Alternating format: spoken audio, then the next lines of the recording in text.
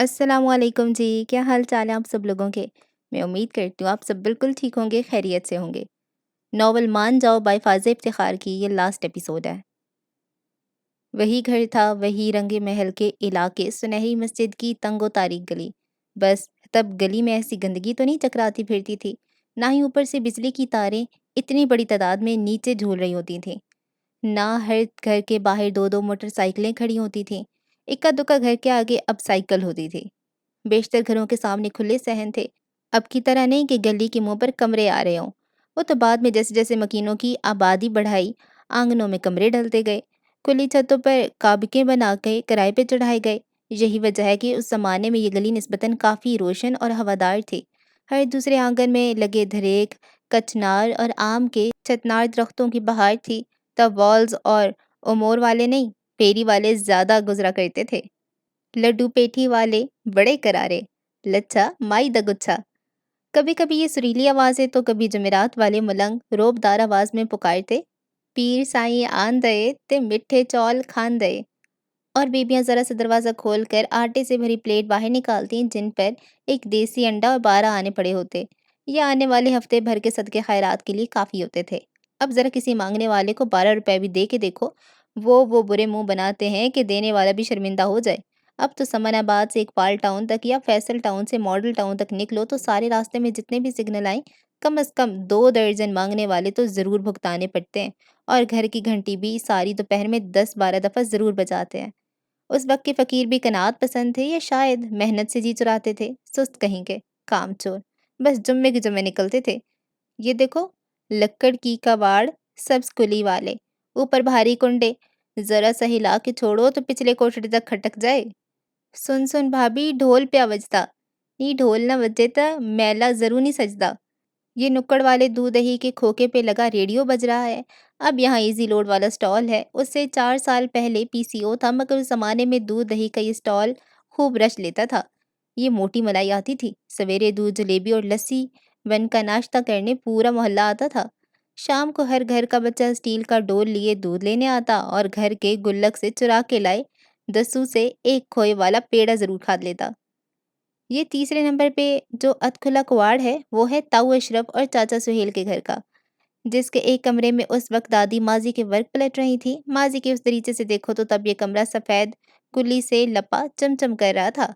अब जहाँ दादी बैठी थी वहाँ वो वाली दीवार तो सारी की सारी मसरत की लड़कियों और हलीमा के लड़कों की खताती के नमूनों से भरी थी। जिस दीवार के साथ रुबीना ने टेक लगा रखी थी उससे सारी कुली झड़ चुकी थी।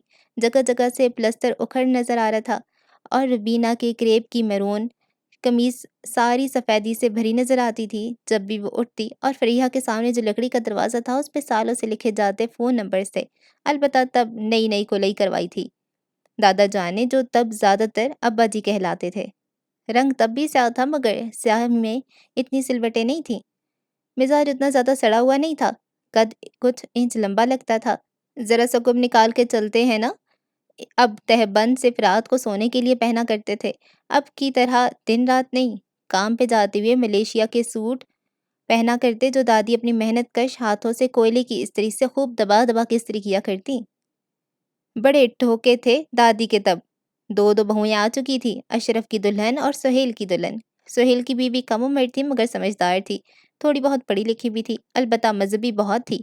नमाज रोज़ा निम नाते मिलाद न्याज कोंडे मौजा इमाम बीबी, हर बात पे ईमान था उसका।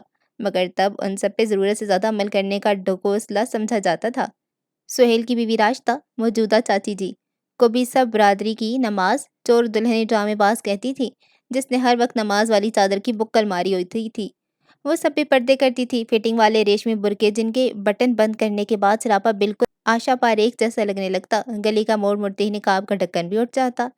राश्ता के यहाँ हलीमा सलीमा और बड़ी वाली कौसर के यहाँ अजमल अकमल दोनों का नुज़ूल हो चुका था। कौसर के यहाँ इरम की आमद थी, जबकि राश्ता के यहाँ फिलहाल फरीहा के आसार दूर दूर तक न थे और नदीम गोद में था। अजमल अकमल के वही मिजाज तब भी थे। अकमल गलियों में कंचे खेलने का शौकीन, स्कूल से भागने का आदी, फेल होने का चैंपियन, उतना ही बेदीद और बदलिहाज। अजमल अलबत्ता तब ऐसा दीनी बच्चा न था, बल्कि जब घर में टीवी नहीं था तो चुपके हमसायों के घर टीवी देखने जाया करता था। اتوار کے اتوار دوردرشن سے رامائن تک دیکھنے کا چسکا تھا اسے۔ حلیمہ سلیمہ قد نکال رہی تھیں اور راستہ ابھی سے ان کے لیے رضائیاں گدے بنوا بنوا کے جست کی پیٹی میں پھینک رہی تھی۔ ندیم بچپن سے ہی رونے دھونے والا تھا، حلیمہ سلیمہ میں لڑکپن سے ہی ایکا تھا۔ سرفراز کو ولایت گئے 2.5 سال ہو گئے تھے۔ پچھلے سال گھر میں ٹی وی بھی آ گیا تھا۔ فون سننے کے لیے البتہ ابھی تک ڈاکخانے جانا پڑتا تھا۔ سرفراز نے پچھلے سال ہی جوڑی سے شادی کی تھی۔ کہتا تو یہی تھا کہ اسے کلمہ پڑھا کے اب اسے جوڑی جمیلہ کر لیا ہے، مگر دادی سمیت کسی کو یقین نہیں تھا۔ بھلا چوڑے بھی کبھی لین پہ آتی ہیں؟ دادی کو اپنی نسل خراب ہونے کا بڑا کلک تھا۔ ہائی سرفراز کے ابا، اب ہمارے پوتے پوتری بھی بو مارے ہوں گے جیسے چوڑے ہوتے ہیں۔ انگریزوں کے چوڑے بو والے نہیں ہوتے، دادا جی نے اپنی منطق جھاڑی۔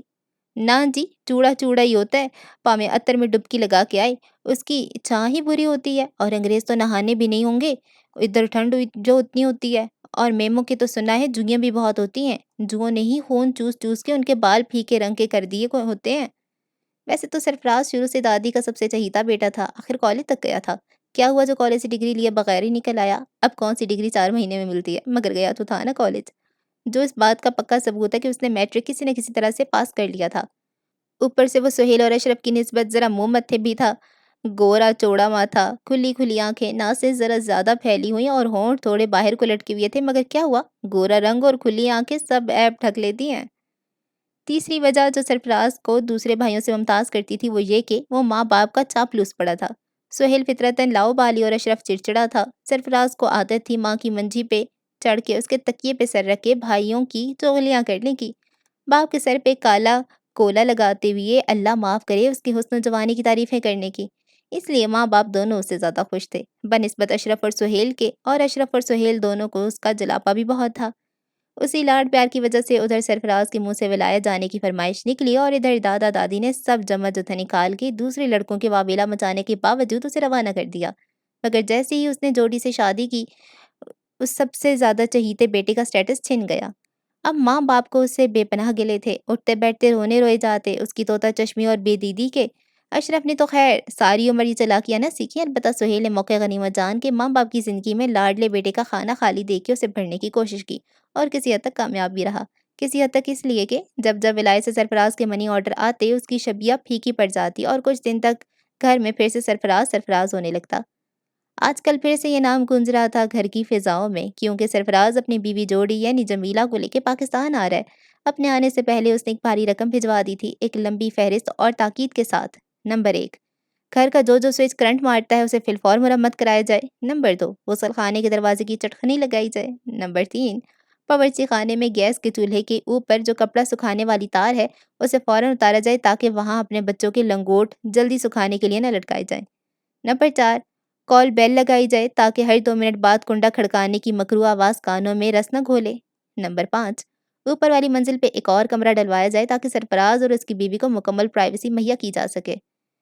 اس والی ہدایت پر دادی نے ایک ایک بندے سے پرائیویسی کا مطلب پوچھا تھا، کوئی بھی تسلی بخش جواب نہ مل سکا، اور جب کسی شامت کے مارے نے دے دیا تو دادی نے چپل اتار لی۔ بیڑا تر جائے، کھو میں جائے پرائیویسی، شرم دا گھاٹا، اپنے منہ سے مانگ رہے، ہائے۔ نمبر 6، بھابھیوں سے کہا جائے اپنے بچوں کو کنٹرول میں رکھیں۔ نمبر 7، اور آپ سے تاکید ہے کہ آپ اپنے بچے یعنی سہیل کو کنٹرول میں رکھیں، خاص طور پہ اس کی زبان کو۔ نمبر 8، چھوٹی بھابھی سے کہا جائے کہ جمیلہ کو الرجی ہے اس لیے اگر بتیاں جلانے سے پرہیز کرے۔ اس پر دادی نے پھر سے نکتہ اٹھایا، الرجی کی بلا ہے؟ اسی وقت یہ لفظ اتنا زبانی زد عام نہ تھا، اب تو خیر فقیر فقراء بھی مزے سے کہہ دیتے ہیں کہ ہمیں فلاں چیز سے الرجی ہے، دھمکان سے الرجی ہے۔ نمبر 9، مونگرے، گونگلو، چونگا وغیرہ کم از کم 2 مہینے نہ پکائی جائیں، اور ہاں وہ جو سردیوں میں اماں مولیاں پالک خشک کر کے رکھتی ہیں گرمیوں میں پکا کے ناک جلانے کے لیے، وہ والا مرتبان تو ہرگز نہ کھولا جائے۔ نمبر 10، اونٹ پٹانگ رشتہ داروں کا داخلہ اس تمام عرصے میں سختی سے بند کیا جائے، خصوصاً زینب پھپھی، کیونکہ اس کے کرایہ دار کے ساتھ سرفراز کا عشق پیچھا چلتا رہا اور چاچا عابد جس کے 250 روپے سرفراز نے 9 سربازی کر کے ہتھیار لیے تھے جانے سے پہلے۔ نمبر 11، حلیمہ سلیمہ کے سر سے جوئیں ختم کی جائیں۔ نمبر 12، ابا جی کی گیس کے عارضے کا علاج کرایا جائے، ان کو جوڑی کے ہوتے ہوئے قطعاً کوئی بادی چیز کھانے کو نہ دی جائے ورنہ وہ بیچاری دوسرے دن ہی گھبرا کے بھاگ جائے گی۔ اس ہدایت پہ ابا جی کی گیس دماغ اسے ہدایت ابا جی کی گیس دماغ کو چڑھ گئی۔ وہ مغلزات ابلنے لگے کیونکہ گوبھی، مولی، آلو، بڑا گوشت ان کو بے حد مرغوب تھا۔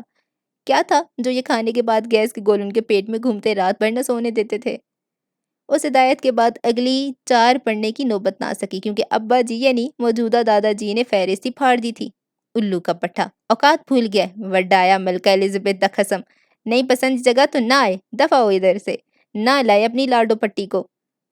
یوں اس ہدایت نامے کی وجہ سے سب نے ہی برے دل سے سرفراز اور اس کی میم بیوی جوڈی کا بڑے بجے بجے اور مرے مرے دل سے استقبال کیا، اور کرنا تو تھا ہی۔ میم جوڈی زہر دینے جوگی تھی، مگر سرفراز تو بیٹا تھا، وہ بھی ولایت پلٹ بیٹا۔ کوثر تو پورے دنوں سے تھی اور راشدہ کے پاس چند مہینے کے ندیم کا عذر تھا، ورنہ دادی کا تو بس نہ چل رہا تھا کہ اوپر کی منزل پر سرفراز اور اس کی بیوی کے لیے جو کمرہ ڈالا جا رہا ہے وہ بھی راج مزدوروں کی بجائے اپنی ان 2 بہوؤں سے بنوا لے۔ ہاں، بعد میں کلئی اس نے خود بہوؤں کے ساتھ مل کے کی تھی۔ چھوٹی موٹی بچتوں کے لیے تب دادی اکثر ایسے ایسے کام کر گزرتی تھی۔ منجی بن لینا، پیڑھی ٹھونک لینا، دروازوں اور دیواروں پہ اینٹ سفیدی گھول کے کلئی کرنا، پیتل کے بڑے بڑے دیگچوں اور سینیوں پہ لیمن اور سرکہ مل مل کے چم چم کر لینا۔ سرفراز کی آمد پہ وہ سب تیاریاں ہوئیں جو عید کی آمد سے پہلے ہوتی تھی۔ ہر کمرے کی پرچھتی پر بڑے ساس اور دونوں بہوؤں کے جہیز کے برتن جو سارا سال مٹی دھول خود پہ جماتے رہتے اتار کے رگڑے اور مانجے گئے۔ لنڈے سلائے پردے دھو کے استری کر کے وہ 12 ڈوری سے باندھے گئے۔ اسٹیل کے گلاس گھر والوں کے لیے مخصوص کر کے شیشے کے گلاس نکالے گئے۔ تب سارا گھر سویرے سویرے تام چینی کے بڑے منہ والے پیالوں میں چائے ڈال کے اندر باقر خانیاں بھگو بھگو کے کھاتا تھا ناشتے میں۔ اب چینی کی پتلی پتلی کپ پرچیں نکالی گئیں، نئے تولیے، خوشبو والا صابن، ساٹن کی بستر کی چادر، نئے تکیے روئی سے بھروائے گئے اور ایسے دبا کے بھروائے گئے کہ بس لگے کہ ابھی پھٹے کے پھٹے۔ آخرکار سرفراز اور اس کی میم بیوی کی سواری اتری۔ جوڑی اتنی بھی میم نہیں تھی، رنگ گورا تھا مگر بھوری چھائیوں اور سرخ تلوں سے بھرا ہوا، آنکھیں نیلی تھی مگر بہت ڈھونڈنے کے بعد نظر آتی تھی۔ سرسری سا دیکھو تو بس لگے کہ ماتھے کے نیچے 2 فیروزی نقطے ڈالے ہوں گے کسی نے۔ ستواں ناک تھا مگر اس کے مسام اتنے کھلے اور ہوادار تھے جیسے کسی نے میخیں گاڑنے کے بعد نکال لی ہوں اور سوراخ باقی رہ گئے ہوں۔ ہونٹ گلابی مگر وہی آنکھوں والا حال کہ ناک کے نیچے ایک باریک سی گلابی لکیر کھینچی تھی اور ماشاءاللہ کیا خوب طویل کھینچی تھی، اس کان سے لے کر اس کان تک۔ غرض یہ کہ دینے والے نے جوڑی کو وہ سب نوازا تھا جو حسن کے لوازمات میں شمار ہوتا ہے، گلابی ہونٹ، نیلی آنکھیں، گورا رنگ، سنہرا بال، ستواں ناک، مگر ساتھ اس بات کا بھی پورا بندوبست کیا کہ وہ ان پہ مغرور ہو کے اوقات سے باہر نہ ہو جائے۔ ویسے اخلاق کی اچھی تھی، دبا دبا کے سب سے گلے ملی، بلا وجہ سب کے گال چٹا چٹ چومے۔ دادی نے تو اس کی بغلیں تک بطور خاص سونگھی کہ نہاتی بھی ہے یا نام کی مسلمان ہوئی ہے، اور حرکتیں وہی چوڑوں والی، مہینوں نہ نہانے والی۔ آئے ہائے، تل کتنے اس کے منہ پہ۔ بڑی بھابھی تائی جی نے اس کے گورے چٹے رنگ کے آگے اپنی جھلسی ہوئی رنگت کا عیب چھپانے کے لیے نکس نکالا۔ اور کیا بھرجائی، تلوں والا لڈو لگ رہی ہے، سہیل نے کہکا لگایا، یا پھر تلوں والا کلچا۔ وہ شاید اس بیان پہ مزید اضافے کرتا کہ راشدہ نے نظروں ہی نظروں میں گھور کے چپ کرایا۔ سرفراز ادھر ہی تو آ رہا تھا، یہ تحفے آپ سب کے لیے۔ باہر 2.5-3 سال رہنے کے بعد بڑا بیٹا بڑا تمیز والا ہو گیا تھا سرفراز، تو کار کرنے کی بجائے آپ جناب کرنے لگا تھا، اور دید لحاظ والا بھی ہو گیا تھا، تبھی تو تحفے لایا تھا۔ ان کی کیا ضرورت تھی سرفراز؟ راشدہ نے تکلف چھاڑا۔ لے، ضرورت کیوں نہیں تھی، ہمارے پاس کون سا ڈھیر لگا ہے ولایت سے آئی چیزوں کا۔ سہیل نے تھیلا جھپٹا اور ایک ایک کر کے سامان نکالنے لگا۔ اس کے اور اشرف بھائی جان کے لیے ایک ایک سفاری سوٹ، راشدہ اور کوثر کے لیے چمڑ کے پرس اور میک اپ کا سامان، بچوں کے لیے نکر شرٹیں، فراک اور گھڑیاں تو سب رشتہ داروں میں بانٹنے کے لیے وہ بے تحاشا لایا تھا، اور کسٹم سے بچانے کا کیا نرالا ڈھنگ نکالا تھا اس نے۔ اپنے اور جوڑی کے جتنے کپڑے تھے ان کی جیبوں میں ایک ایک گھڑی ڈال کے سلیقے سے طے کیا ہوا تھا، اور سب رشتہ داروں کو تبرک کے طور پہ بانٹی گئی۔ یہ کیا ہے سرفراز؟ کوثر نے ڈبیا اس کے سامنے کی۔ سرفراز غور سے دیکھنے لگا، پھر جوڑی سے انگلش میں کچھ کسر پسر کی، اور نہ جانے کیوں انگریزی سن کے کوثر اور راشدہ خواہ مخواہ شرما کے دوپٹے کے کونے دانت ہمیں دبانے لگیں۔ بھابھی، جوڑی نے لیا تھا یہ آپ کے لیے، اسے بلش آن کہتے ہیں۔ اچھا، بلش آن۔ کوثر نے سر ہلایا جیسے ساری بات سمجھ گئی ہو۔ بلش آن پہلے بتانا تھا، میں سمجھی تھی ہو رے کیا ہے، نہیں راشدہ، بلش آن ہے یہ۔ جی بھابھی۔ راشدہ نے بھی ڈبی الٹ پلٹ کر دیکھی۔ ویسے اس کا کرتے کیا ہے؟ کوثر کے اگلے سوال پہ سرفراز نے گڑبڑا کے دوبارہ جوڑی سے رجوع کیا۔ جوڑی نے پریکٹیکل پہ یقین رکھتے ہوئے کوثر کو بلش آن لگا کے دکھایا۔ لہ، سیدھی ترک ہے، لالی ہے۔ ولایتی لالی، راشدہ نے لقمہ دیا۔ मोहल्ले में खूब तमाशा लगा रहा। औरतें आ के जोड़ी को देखती और शर्माती रहीं। अल्लाह जाने शर्मा क्यों रही थीं। कोई उसकी शलवार का पांचा ज़रा सा उठा के देखती और बाकियों को इत्तला देती। नी इसने पिंडलियों से बाल मुंडे हुए हैं, सफ़ा चिट पिंडलियाँ। ज़रूर विलायत में गोडों से ऊंचे फ्रॉक पहनती होगी, बेशरम। और जोड़ी मुस्कुरा के sir हिलाती। Thank you, thank you. उसे लगता वो जमघटा बनाए उसकी पंडलियों के सिडूलपन के कसीदे पढ़ रही हैं या उसकी सुनहरी जुल्फों पे निसार हो रही हैं। हालांकि वो घर परे बाली कबड़ी मासी उसकी लिटें हाथ में लेके अपनी पोतियों को इबरत दिला रही थी। ऐनी देखो कुड़ियो, होर ना लाओ तेल। जब तेल लगाने बुलाती हो नखरे शुरू कर देती हो। इस मेम का झाटा देखा है जैसे बत्तियों वाला चूल्हा वो भी सुआ से भरा हुआ। तेल नहीं लगाऊंगी तो तुम्हारे बाल भी ऐसे ही हो जाएंगे। Thank you, thank you. जोटी ने कबड़ी मासी के हाथ से अपनी लेट नजाकत से छुड़ाती हुई इनकसारी से कहा, डोले देख इसके। कौसर की बड़ी भाभी ने जोड़ी के गदाज बाजू पे चुटकी काटी तो जोड़ी खिलखिला के हंस पड़ी। नाटी नौटी। वैसे सूखी मुड़ी हड्डियों की मुठ है, मगर डोले इतने तगड़े हैं, लगता है वर्कशॉप में गड्डियां ठीक करती रही है। शुनाए। कौसर की भाभी की मुसलसल चुटकियां भरने पे जोड़ी ने उसके बेतुकल्फाना और दोस्ताना अदा समझते हुए अपनी बेतुकल्फी भी झाड़ी। रात को उन दोनों की सवारी ऊपर भेजी गई। नए बने कमरे में जिसमें पहला कदम रखते सरफराज को एक जोर का झटका लगा। अंदर मिट्टी की तेल की सख्त नागवार बू थी। उस पे हारी होती फिनाइल की गोलियों की बू और सबसे बढ़ के एक और अजीब सी बू जिसे वो पहचानने से कासिर था। ये वो बाद में पता चला कि उसके विलायत जाने के बाद पिछले घर में कोई कमीने से कसाई आके बस गए थे जो गोश्त बेच देने के बाद गाय भैंसों के बच जाने वाली चर्बी समेट के घर ले आते थे और फिर रात भर छत पे टीन के कनस्तरों में चर्बी डाल के चूल्हों पे पकाते रहते थे। ऐसी मनहूस वाहियात हद तक गलीज़ बदबू थी कि बंदे का बस न चलता था अपनी नाक ही कटवा ले, ताकि ना रहेगा बाँस और ना बजेगी बाँसुरी के मुस्ताक, ना रहेगा नाक, ना सूंघेगा ऐसी जन्नती बदबू। बड़ी मुश्किल से उसने जोडी को मुतमईन किया, पर्दे बराबर किए, दबा के खिड़कियाँ दरवाजे बंद कर दर्जों में दुपट्टे ठूँस के बाहर से आते वाले चलती चर्बी की बू को तो कम की, अंदर वाली फिनाइल और मिट्टी के तेल की बू उसने परफ्यूम स्प्रे करके कम की, जिससे एलर्जी की मारी जोडी को छींकें आना शुरू हो गईं। ऊपर से नई मुसीबत। उसने सख्ती से ताकीद की थी कि कमरे के साथ अटैच बाथ ज़रूर बना लेना था।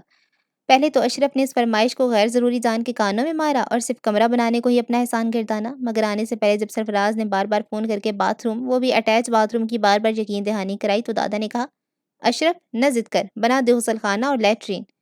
एक घर में 2-2 गुसलखाने, ये तो फ़ज़ूल खर्ची है अब्बा जी। उसने पैसे भेजे हैं, उसे होगी लोड, तेरा क्या चाहता है? ये ना हो वापस आके लामा दे कि होरे मेरे दिए पैसे खाने थे इसलिए गुसलखाना नहीं बनाया, लगा दे जितने पैसे बचे हैं। ज़्यादा लग गए तो आके आके भर देगा। ची बची होते अशरफ ने कमरा मुकम्मल तैयार हो जाने के बाद अटैच बाथरूम बनवा तो दिया, मगर सौ बातें करती हुई ये नए नए रवाज डालेगा अब घर में। क्या लोड़ है एक घर में 2-2 लैट्रीनें बनवाने की। अब कहेगा कि घर में बावर्ची खाने भी तो करो। इतना भी क्या नेस्ती और हठहरामी के बंदा 4 सीढ़ियाँ नहीं उतर के आ सकता गुसल खाने में, वो भी बगल में चाहिए नवाब साहब को। जान दे अशरफ, हो सकता है कोई मजबूरी हो। दादी के दिल में लाडले की मोहब्बत जागी। केड़ी मजबूरी? हो सकता है जोड़ी में बेचश की हो सकता है जोड़ी में बेचश की मरीज़ा हो, उसे घड़ी-घड़ी जाना पड़ता हो। अब बेचारी किधर आधी रात पौड़ियाँ उतरे थी। मगर अब जो सरफराज देख रहा था कहीं बाथरूम का नामो निशान न था। होता तो ज़ाहिर है अंदर ही कहीं उसका दरवाज़ा भी खुलता। खैर रात तो किसी तरह अंदर ही अंदर खोलते ही गुज़ारी, मगर सुबह हिसाब लिया गया। बनाया तो है गुसलखाना। कहाँ है? बगल में। किसकी बगल में? कमरे की बगल में। किसके कमरे की बगल में? उसने तहम्मुल से सवाल पे सवाल दागा। ये गलती उसी से हुई थी कि जब अशरफ ने बड़ी तहकीर से दरियाफ्त किया था कि ये अटैच बात होती क्या भला है, तो उसने जवाब दिया था, वो गुसलखाना जो कमरे की बगल में होता है। अशरफ उसे हाथ पकड़ के ऊपर ले गया। ले ये देख, कमरे की बगल में गुसलखाना, चिप्स के फर्श और चिट्टे फ्लश वाले, साथ में नीले रंग का मैचिंग लोटा भी है। बाल्टी और डोल से मैच करके रखा है लोटा। नीला तौलिया नहीं मिला, वो खाकी और निस्वारी ही रख दिया है धारियों वाला। सरफराज ने सर पीट लिया। बाथरूम वाकई कमरे की दाईं दीवार के साथ जुड़ा था, मगर उस तक जाने के लिए कमरे से निकलकर दाईं जानिब मुड़कर पूरा घूम के वहाँ तक पहुंचना पड़ता था। कमरे से उस तक कोई दरवाज़ा नहीं निकाला गया था। कमरे में से निकालना था दरवाज़ा। ले, कमरे के अंदर सारी बू हो जानी थी। अशरफ ने नाक चढ़ाई। सरफराज ठंडी सांस भर के रह गया। ऐसा कर, तुझे इतना सा भी चल के जाना मुश्किल लगता है तो ये खिड़की खोल और छाल मार। क्या खिड़की? सरफराज ने हैरत से कहा। आहो, ये बारी मैंने खब्बे पास से रखवाई थी कि शाम को खुलेगी तो चन का चन्न अंदर आएगा, مگر بعد میں تو نے غسل خانے کی رٹ پکڑ لی تو میں نے اسے باری کے ساتھ بنوا دیا۔ اشرف نے چٹکنی کھول کے کھڑکی کے پٹ وا کیے۔ سامنے غسل خانے کا منظر واضح تھا۔ سرفراز نے ایک دفعہ اور سر پیٹ لیا۔ اب کیا کھڑکی کھولنے سے بو اندر نہیں آئے گی؟ آتے جاتے وقت کھولو ورنہ بند کر دو۔ اب ہم دونوں کھڑکیاں پھلانگ کے جائیں گے۔ کوئی مشکل نہیں، اے ویک۔ اشرف بھائی جان نے ذرا شوخے ہوتے ہوئے کھڑکی سے چھلانگ لگائی۔ اے ویک، ایتھے رکھ کوڈے تے اے گیا بندہ اندر۔ آئے! اس کا گھٹنا چپس کے فرش سے ٹکرایا تھا۔ اس بار سرفراز نے دیر تک ماتھا پیٹا۔ اور یہ مٹی کی تیل کی بو؟ اماں جی سے سفیدی گھولتے ہوئے مٹی کے تیل کی پوری کپی ڈل گئی تھی۔ کیا؟ اماں جی نے سفیدی کی تھی؟ تجھے تو پتہ ہے اماں کی عادت کا۔ مگر میں نے اتنے پیسے بھیجے تھے، کم تھے کیا؟ نہیں، سفیدی والی کو دینے کے لیے بھی نکلتے تھے اس میں سے، اور نکلے بھی تھے۔ وہ اماں نے لے لیے کہ سفیدی میں نے کی ہے تو یہ مزدوری میری۔ اب کہ سرفراز نے سر نہیں پیٹا، دیوار سے دے مارا۔ گری سفیدی بھر کے اس کے چوڑے ماتھے اور بالوں کے کنڈل پہ لگ گئی۔ اب خدا کا واسطہ اشرف بھائی جان، یہ بات جوڑی کو نہ بتانا، وہ کیا سوچے گی؟ اس نے ہاتھ جوڑے جن کو کھولتے ہوئے اشرف نے تسلی دی۔ پاگل، میں کیسے بتا سکتا ہوں؟ مگر آپ کو تو پرانی عادت ہے گھر کی باتیں کھولنے کی۔ اب بھی ہے، مگر تیری زرانی کے سامنے کیسے کھول سکتا ہوں؟ مجھے انگریزی آتی ہے بھلا؟ ہاں یہ بھی ہے۔ سرفراز کو تسلی ہوئی۔ یہی تسلی اس نے کچھ دیر بعد جوڑی کو بھی دی جب وہ بھی کھڑکی سے واش روم میں چھلانگ مارتے ہوئے گٹے میں چوٹ لگا بیٹھی۔ نہ اتنی کیا آلسی ہے، 4 قدم پہ غسل خانہ، باہر سے نکل کے چلی جائیں۔ سرفراز کی شکایت پہ دادی نے کہا، باہر جو چربی کی بو ہے اس سے دم الٹنے لگتا ہے بندے کا۔ ویسے اماں یہ چربی جلاتے کیوں ہیں؟ گھیو بنانے کے لیے۔ گھی؟ آہو، چربی 4 کو گھنٹے پکتی ہے تو پگھل کے گھیو بن جاتا ہے۔ بڑا بکتا ہے یہ گھیو۔ کون خریدتا ہے یہ مردہ جانوروں کی چربی سے بنا بدبودار گھی؟ سرفراز نے ابکائی رو کے کہا۔ سستے ہوٹلوں والے، ہسپتال کی کینٹین والے، سموسے جلیبی تلنے والے۔ اس شام سرفراز نے وہ سموسے جوڑی کو بالکل نہ کھانے دیے جو سہیل لایا تھا۔ اماں، سرفراز کیا کر دیکھیے، اپنی زنانی کو میرے لائے سموسے نہیں کھانے دیے، میں نے کوئی زہر ڈالا تھا اس میں؟ سہیل کے گلے پہ دادی نے تسلی دی۔ سمجھایا کر سہیل، سموسے کھائے گی تو اس کے ٹیڑھ میں مروڑ اٹھیں گے، پھر اسے غسل خانے جانا پڑے گا۔ ایک گٹا توڑ کے بیٹھی ہے، دوسرا گوڈا بھی رہ جاتا۔ ویسے کیسی میم ہے یہ، ایک چھال بھی نہیں مارنی آتی اسے؟ میں نے تو سنا تھا میم میں بڑی کوٹیاں ٹپنیاں ہوتی ہیں۔ اگلی صبح جوڈی نے ایک اور غضب کیا۔ سو کے اٹھی اور نائٹی میں ہی کمرے سے نکل کے کوٹھے کا چکر کاٹ کے واش روم تک گئی۔ اب آس پڑوس میں تب تک خاصا رواج تھا کہ کوٹھے یہ اب پہ یا برساتی پہ چارپائیاں ڈال کے سونے کا۔ بیویاں تو دن چڑھنے سے پہلے ہی کھیسیں سرہانہ اٹھا کے نیچے اتر جائیں گی کہ دن میں اجالے میں کسی کی نظر پڑنے سے بے پردگی نہ ہو۔ جوان جہاں بھی کاموں پہ چلے جاتے، مگر باپ بچوں کے ایک تو ویلے ہوتے تھے، دوسرے انہوں نے از خود نوٹس لینے کا ٹھیکہ لیا ہوتا تھا کہ اس لیے دھوپ سر پہ آنے کے بعد بھی اوپر پڑے کھنکارتے رہتے اور بنیرے بنیرے سے جھانک کے آس پاس کے گھروں کے آنگنوں میں جھانک کے جائزہ لیتے۔ تب زیادہ تر باورچی خانے صحن کے کسی کونے میں، 2 چھتی کے نیچے یا برآمدے کے اندر چولہا چوکی رکھ کے بن جاتے۔ ان بابوں کو سب پتہ ہوتا کہ کس کی زنانی کسے گھیو والے پراٹھے کے ساتھ انڈا دیتی ہے، کس کی زنانی اتنی کم کوس ہے کہ چائے کے ساتھ پاپے کھا کے جانا پڑتا ہے بیچاری کو، کس کی بہو اتنی چٹوری ہے کہ ہانڈی بھونتے ہوئے کول بوٹیاں کھا جاتی ہے۔ ان بابوں کی عمر کے لحاظ کر کے کوئی ان کو تانگ چانگ سے منع بھی نہیں کرتا تھا۔ اس بات پر لونڈے لپاڑے بڑا ہنستے تھے۔ واہ جی، ہم ذرا کوٹھے پہ جائیں تو سارے محلے کو پیڑ ہو جاتی ہے کہ منڈے کھنڈے کوٹھے پہ کی کم نظر بازی کرتا ہے، باپ بچنگے فائدے میں ہے۔ ایسے ہی 2-3 بابوں نے اپنی بجھتی ہوئی بصارت سے بڑا ودیع کام لیا۔ جوڈی کو نائٹی میں دیکھ لیا، اگرچہ وہ نائٹی کوئی ایسی قابل اعتراض نہ تھی، پوری نہ صحیح آدھی آستین ہی تھی، ٹخنوں سے بس ذرا سی اونچی تھی، فٹنگ والی کالی ساٹن کے برقعوں سے بھی ذرا کم قابل اعتراض۔ مگر جی ولایتی لباس تو پھر ولایتی لباس ہوتا ہے، نہ دوپٹہ۔ وہ شور مچا کے بس دادی پہلے تو اہل محلہ سے خوب لڑی، سب کے کچے چٹے کھولے۔ آہو تیری نو بڑی بی بی ہے نا جیسے، تارے لانی، سبزی والا اسی کو کیوں 1.25 روپے کلو آلو دیتا ہے، ہمارے لیے تو مر مر کے 1.5 روپے کلو پہ راضی ہوتا ہے۔ اور نہیں تو پھاتا، تیرے گھر کے سامنے لچھے والا 2 واری سائیکل کی گھنٹی بجا کے جاتا ہے، وجہ۔ اور یہ بابے، ان کا تو اب مکو ٹھپنا پڑے گا، ہر ویلے بنیرے سے لگے آلے دوالے جہاتیاں مارتے رہتے ہیں۔ شودے، پتہ نہیں زمانے میں کون سی چند چاڑے ہوں گے انہوں نے۔ خبردار جو کسی نے میری میم نو یہ گل کے دکھی تو۔ ان سے نمٹنے کے بعد سرفراز کی سختی آئی۔ بغیرتا، شرم دا گھاٹا، اس لیے منع کرتی تھی تجھے، دیکھا آج سارا گوانٹ اکٹھا ہوا گیا ہے کہ لاما دینے آیا ہے، تیری زنانی آدھے کپڑے پہن کے بابوں کی آنکھوں میں ٹھنڈ ڈالتی ہے۔ کیا ہو گیا اماں؟ اسے ہفتہ ہونے والا ہے یہاں، کبھی آپ نے اسے کسی ایسے ویسے لباس میں دیکھا؟ نیچے آنے سے پہلے وہ شلوار قمیض اور دوپٹہ لیتی ہے، اب بیچاری سحری کے وقت باتھ روم جانے کے لیے بھی بطور خاص کپڑے بدلے۔ اندر باری ہے نا، اس سے جائے چھال مار کے۔ مجھے اپنی بیوی سالم واپس لے کے جانی ہے اماں، ایک گھٹا اس کا زخمی ہے، اب کیا لنگڑی کروانی ہے؟ سرفراز کی جان مستی مصیبت میں آئی ہوئی تھی مگر جوڑی کے مزے تھے، وہ تو ایسے انجوائے کری تھی جیسے ساری عمر چیچو کی ملیاں گزارنے والا ڈزنی لینڈ کی سیر کو چلا جائے۔ کبھی صدیقہ کے ساتھ جوڑ کے بیٹھی اس سے یہ فن سیکھ رہی ہوتی کہ بچے کو گھنٹوں میں دبوچ کے اس کے جتھے بالوں میں سے چن چن کے لیکھیں کیسے نکالی جاتی ہیں اور پھر ان کو ایک ناخن کے اوپر رکھ کے دوسرے ناخن سے مارا کیسے جاتا ہے۔ کبھی بڑی حیرت سے دابڑے میں جمے کالے دیسی صابن کو چیک کرتی کہ صابن کی اتنی بڑی ٹکیا کیسے بنی، اسے اس نے سوپ کیک کا نام دیا تھا۔ کبھی کوثر جو پورے دن سے تھی اور ہر وقت لسوڑے کا اچار چوستی رہتی تھی، اس سے ذرا ذرا سا اچار چکھ کے دیر تک اپنی چندی مندی آنکھوں کو اور بھی چندہ مندہ کرتی رہتی۔ کبھی دادی سے شلوار کا ازار بند باندھنا اور نیفے میں ڈالنا سیکھتی تو کبھی راشتہ سے دودھ پتی بنانا سیکھتی۔ مگر غضب تو تب ہوا جب اس نے سہیل سے کچھ سیکھنا شروع کر دیا۔ خیر اس کا تذکرہ بعد میں، پہلے سہیل کی تازہ سرگرمیوں پہ ایک نظر۔ صدق کے شوخے اور پھڑباز سہیل کے ہاتھ اچھا مشغلہ آ گیا تھا میم بھرجائی کی صورت میں۔ اس کا بس نہ چل رہا تھا کہ جوڑی کو پینٹ بشرٹ پہنا کے اپنے ساتھ لارنس گارڈن گول گپے کھلانے یا شالامار باغ لچھے کھلانے لے جائے۔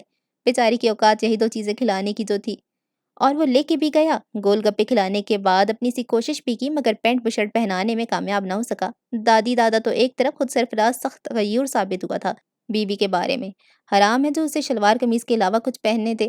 جلا بھنا سہیل بعد میں بھڑاس نکالتا، ٹوپی ڈرامے ایویں چولے مار رہا ہے، ہمیں کیا پتہ نہیں میمو کا، ادھر چاہے سمندر میں ڈبکیاں لگاتی ہو، ادھر آ کے پردے کر رہا ہے۔ بہرحال ایک دن وہ اس بات پہ جوڑی کو رضامند کرنے میں کامیاب ہو گیا کہ وہ گھر کے اندر ہی صحیح مگر پینٹ بشرٹ اور فراک میکسی پہن کے سہیل کے ساتھ تصویر کھنچوا لے۔ اس دن راستہ میکے گئی ہوئی تھی، اسے کھل ہی بڑی تھی۔ کوثر اندر دائی سے مالش کرا رہی تھی، دادی محلے کی چند خستہ حال مائیاں جمع کر کے رضائیاں نگند رہی تھی، دادا جی اشرف کے ساتھ دکان پہ تھے اور اندر سہیل جوڑی کو شیشے میں اتار رہا تھا۔ آخر میم آئی تھی گھر میں، ٹھیک ہے بھابھی ہے، بھائی کی عزت ہے، وہ کون سا خدا نہ خواستہ غلط نظر ڈال رہا ہے، اللہ معاف کرے۔ مگر اب میم کے گھر آنے کا اتنا بھی فائدہ نہ ہو کہ بندہ چار یاروں کے سامنے شو بھی نہ مار سکے، اور یہ شو شلوار قمیض والی میم کے ساتھ تصویر کھنچوانے کی نہیں ماری جا سکتی۔ مگر میرے پاس تو جین شرٹ ہے ہی نہیں، بڑی مشکل سے جوڑی سہیل کو سمجھا پائی۔ کوئی بات نہیں، ابھی نکالتے ہیں اس کا حل۔ اس نے بھی اتنی ہی مشکل سے اپنی بات سمجھائی اور اندر سے سرفراز کی پینٹ نکال لایا۔ سرفراز کی کمر تب 32 اور جوڑی سوکھی سڑی، خاصا مزہ نہ آیا، مگر بہرحال کمر سے بیلٹ خوب کس لی گئی۔ شرٹ البتہ سہیل نے اپنی دی، آدھی آستینوں والی اور بڑے کالروں والی، چیک دار۔ جوڑی کے بال کھولے گئے، ایک پھول کان میں اٹکایا گیا، گلی میں پھیرا لگا کے میک اپ بیچنے والی میناری والی سے خریدا، غازہ گالوں پہ تھوپا، افشاں پپوٹوں پہ چھڑکی، شمیمارا سٹائل کے جوڑے جو رنگ محل کی دکانوں پہ لٹکے ہوتے تھے، اور نشو بیگم کے بالوں جیسی گھنگریالی لٹیں جو انارکلی کی ہر دوسری دکان پہ لٹکی ہوتی تھی وہ بھی لائی گئیں۔ جوڑا این کھوپڑی اور گھنگریالے لٹ بائیں کان پہ اٹکائی گئی، دائیں کان پہ تو پہلے ہی گیندے کا پھول ہینکڑا مار کے بیٹھا تھا، گال پہ اور تھوڑی سی سیاہ تل بھی بنایا تھا جو کہ سراسر اضافی تھا۔ اتنے سارے تل تو تھے صحیح مگر ان بھورے تلوں سے چونکہ سہیل کو ہمیشہ جوڑی کا چہرہ تلوں والا کلچا لگتا تھا، اسی لیے اس نے تبت کریم کے اوپر پت مار کا پاؤڈر خوب جما کے بٹھایا اور وہ سارے تل چھپا کے اس خوفناک سفیدی کی شان بڑھانے کے لیے راجما کے دانے کے برابر کالے تل گال اور تھوڑی پہ جما دیے۔ ہاشمی سرمے کی مدد سے اور لگا دھڑا دھڑ تباہ کن پوز لینے۔ کیمرہ اپنے فوٹوگرافر دوست سے کرائے پہ لایا تھا۔ 2 دن بعد جب تصویریں دھل کے آئیں تو فخر سے سب سے پہلے سرفراز کو ہی دکھائیں۔ وہ دیکھتی برا مان گیا۔ اماں دیکھا اپنے سہیل کو، شادی ہو گئی، 3 بچے ہو گئے، اس کی بے وقوفیاں اور شوخے پن کو آرام نہیں آیا، اب اس عمر میں یہ اس کی حرکتیں ہیں کرنے والی۔ کی کر دیتا ہے؟ دادی نے ڈنڈے سے تابڑ توڑ حملے کر کے دادا جی کے کرتے سے میل چھڑاتے ہوئے پوچھا۔ شادی شدہ بال بچے دار 27-28 سال کے بندے پہ یہ سوٹ کرتا ہے کہ وہ مغل پورے کی نہر کے کنارے کھڑے خسروں کی تصویریں بناتا پھرے؟ ہیں؟ سہیل سٹپٹا گیا۔ اور خسرے بھی ایسے واہیات؟ سنبھال لو اماں، اسے خسروں کی محبت میں آوارہ ہو جائے گا، کسی نے اسے خسروں کے ساتھ مذاکرات کرتے دیکھ لیا تو ناک کٹ جائے گی خاندان میں تو کہتا ہوں اس کا مغل پور جانا ہی بند کرواؤ۔ اور پائی غور سے دیکھ، یہ مغل پور کی نہر والا خسرا نہیں ہے، یہ تو کیا، یہ تو اچھا تو پھر میلا چراغاں میں جو سرکس لگتی ہے اس میں ناچنے والی کسی خسرے سے یاری لگائی ہوگی، शर्म कर सुहेल, शर्म कर। 2-2 बच्चियों का बाप है तू और। ओह! ये भाभी है, जमीला भाभी, जोडी भाभी, गौर से तक। सरफराज को एक शदीद झटका लगा। वो तो अभी सुहेल पे खुसरों से कुछ और किस्म के ताल्लुकात के संगीन इल्ज़ामात भी लगाने वाला था कि सुहेल ने उसके सर पे बम फोड़ दिया। वो बौखला के गौर से तस्वीरें देखने लगा। बहुत खोजने पे इंकशाफ हुआ कि तिब्बत स्नो क्रीम, तिब्बत मार्का साबुन की तह के नीचे छुपा ये चेहरा उसकी अजीज जान बेगम का ही है। उस रात सुहेल और सरफराज में बड़ी मारा मारी हुई। हाथापाई तक नौबत आ गई। बगैरत भाभी है वो तेरी। हाँ है तो, मैंने कौन सा भाभी के नग उतार लिए हैं। तेरे दिल में इज्जत ही नहीं रिश्तों की। क्यों नहीं है, इज्जत है तो तस्वीरें बना रहा था। ऐसी तस्वीरें, और बुराई क्या है इन तस्वीरों में। और तू तो ऐसे तप रहे जैसे वो विलायत में बुरके चादरें लेती थी, कभी नहीं पहनी थी उसने पतलून। मगर इस नियत से नहीं पहनी थी, सब समझता हूँ। तुम ये तस्वीरें ले जाके अपने लफंगे दोस्तों के सामने फड़े मारने वाले थे ना, है ना। ओ केड़ियां फड़ा, खुसरे वर्गी जनानी ते गल्ला सुनो, हाँ फड़ा। अब के सरफराज ने आगे बढ़ के सुहेल की चमाट लगा दी। सुहेल कौन सा कम था, वो तो शुरू से ही हद चट था। उसने सरफराज को नीचे गिरा के उसके पेट में दे घूंसे पे घूंसा दे मारा। दादी ने सीना पीट पीट के सारा मोहल्ला इकट्ठा कर लिया। हाय ओ रोको, बाहर वाली ने आके मेरे मुंडे लड़ा देते। वीर वीर दे गल पै गया। नानी नेफा, बाहर वाली तो 10 दिन पहले आई है। मुझे तेरे गुआंढ में आए 10 साल हो गए हैं। हर दूसरे दिन तो तेरे मुंडे एक दूसरे के गल पड़े होते हैं। ये जिस हमसाई ने सच बोलने की जुर्रत की थी, सबसे पहले तो दादी ने उसकी गुत मरोड़ के उसे घर से निकालने के बाद सुहेल और सरफराज दोनों को तो हंटर मारे। अशरफ शोर सुन के बनियान पेट से उठाता, पसलियां खुजाता कच्ची नींद में बाहर निकल आया। की रोला है, छड़ा वीरों को। दादी ने हलकान होते हुए दुहाई दी। इनका रोज का तमाशा है, मैं सारे दिन का खपा हुआ ये स्यापे देखने के लिए रह गया हूँ। वो उसी तरह बनियान उठा के पेट खुजाता अंदर घुस गया, मगर 2 मिनट बाद ही बनियान के ऊपर कुर्ता पहनता गिरता पड़ता अफरा तफरी के आलम में घर से भागा। कोसर को दर्द हो रहा था, दाई लेने जाना था, और शामत आमाल की मोहतरमा दाई साहिबा वही हमसाई खातून थी जिसकी अभी अभी ताज़ा ताज़ा दादी के हाथों गुत मरोड़ी गई थी और जिसकी बेटी के ताज़ा कारनामों और तलाक के असबाब पे रोशनी डाली गई थी। वो मज़े से अकड़ गई। मैं इतनी आंधी। फिलहाल कोई जान-पहचान वाली दाई ख़ुसूसन ज़िंदा सलामत दाई में नज़र में न थी, इसलिए रक्षा करा के कौसर को अस्पताल ले जाना पड़ा। यूँ इरम ख़ानदान की वो पहली औलाद थी जिसे गंगा राम अस्पताल में पैदा होने का शर्फ़ हासिल हुआ, और वो भी कमज़ोर नज़र और मज़बूत हड्ड-पैर वाली दाइयों की बजाय चिड़चिड़ी डॉक्टरों के हाथों।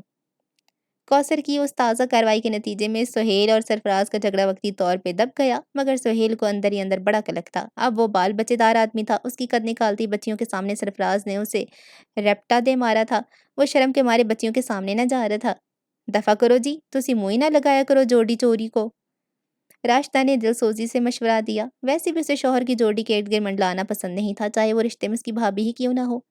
इतनी जल्दी दफ़ा कैसे करूँ? कौन-कौन सी बात नहीं कर डाली सरफ़राज़ ने मुझे, कैसे-कैसे ताना नहीं दिया।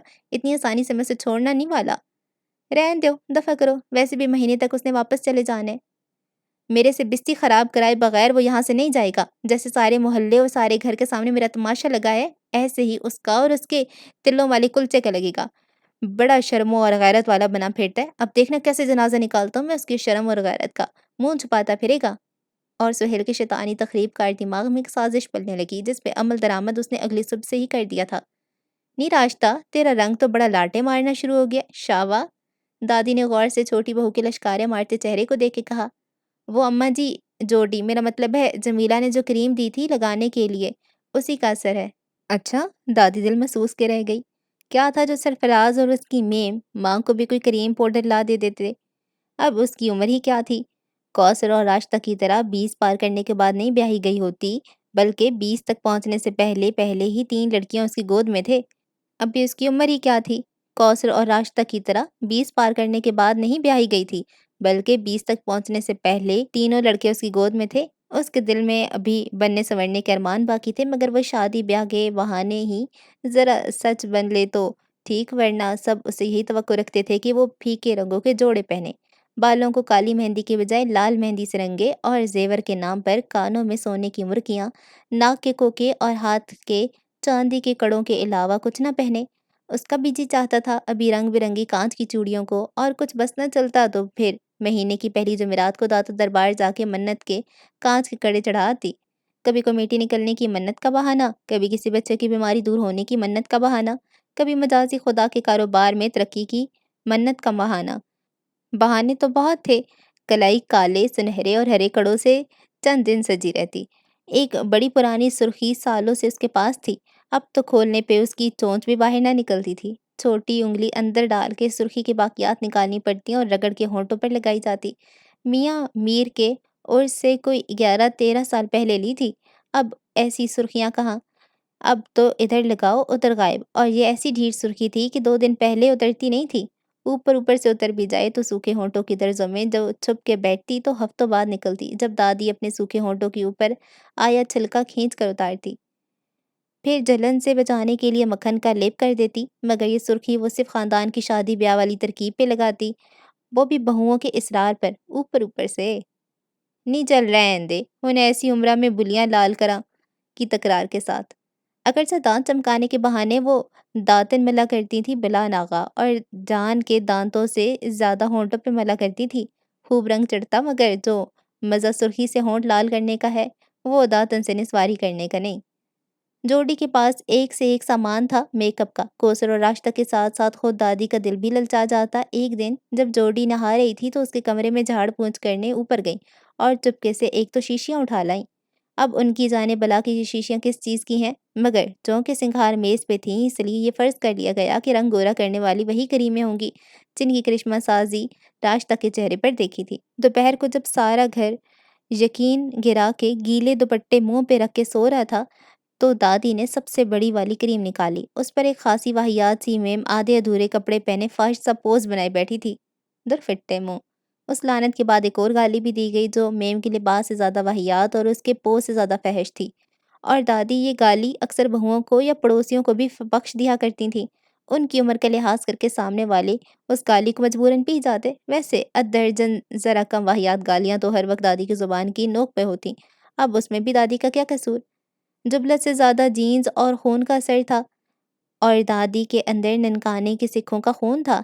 जी हाँ, उनके दादा गुरु हरनाम और गोबंद सिंह के खास चीले और सिख बरादरी के जाने-माने सरपंच थे। बाद में इस्लाम कबूल कर लिया। कोई कहते इस्लामी तालीमात से मुतासिर होके मुशर्रफ भाई इस्लाम हुए। कुछ का कहना था कि इस्लाम कबूल करने के पीछे भी गुरु नानक की मोहब्बत थी, क्योंकि ननकाना शरीफ तक़सीम के बाद पाकिस्तान में रह गया था और उनको अपने उस मज़हबी इस्तेसान से इतनी मोहब्बत थी कि छोड़ने पे तैयार ही ना थे। इसलिए सिर्फ ननकाना शरीफ में बसने की खातिर गुरु कलजीत सिंह से करामत हुसैन भी भट्टी हो गए। मगर उस दलील में ज़्यादा दम न रहा। ये किसी बदख्वाह की उड़ाई गप थी, क्योंकि अब भी ननकाना बल्कि पाकिस्तान के कई इलाकों में सिख बरादरी बसती है और बड़े तमतराक से बसती है। हाँ, तो ज़िक्र हो रहा था कि गुरु कलेजत सिंह का, जो कि बाद में करामत हुसैन भट्टी हुए। उनके सिख खून और रिवायात का असर जो दादी में बदरजा अत्तम मौजूद था। ज़िंदा दिली, मेहमान नवाज़ी, सादा लोही और मेहनतकश हाथ पैरों के साथ 2 चीज़ें और भी रिवायत में मिली थी। एक तो ये कि उनके 12 अक्सर बज जाते, और दूसरा ये कि अपनी ख़ानदानी रिवायात के मुताबिक वो ऐसी-ऐसी गालियाँ बड़ी रवानी से दिया करतीं जिनको अदा करते हुए मर्द भी एक लम्हे के लिए हिचकिचा जाएँ। उनसे ये असर औलाद में भी आया और सुहेल में तो ख़ासा जम के आया। दादाजी जिसकी बदज़ुबानी से ख़ाइफ़ होते उसके ननिहाल को कोसते। लानतिया! सिख नानकियां दी नस्ल, गंदी ज़ुबान वाला। खैर जी, दादी ने क्रीम की शीशी पे सजी फ़ाहिशा को गालियों में तोलते हुए उँगलियां भर के क्रीम निकाली। अजीब चिपचिपी नस्वारी सी क्रीम थी। वो मुंह पे मली, क्रीम उँगलियों से चिपक-चिपक जाए। खुशबू भी अजीब मीठी सी थी, मक्खन टॉफ़ी वाली। चलो, किसी तरह ओखे-सोखे होके सारे मुँह पर मल ली। उसके बाद दूसरी शीशी खोली। उस पर बनी हसीना को गाली देने की नौबत ना आ सकी। उसका सिर्फ़ क्लोज़अप था और आशा पार रेख वाले बाल जमाए हुए थे। बिल्कुल वही ब्याह के घोंसले जैसे, और लंबा सा कुंडल आगे डला हुआ। हाँ, बालों का तेल है।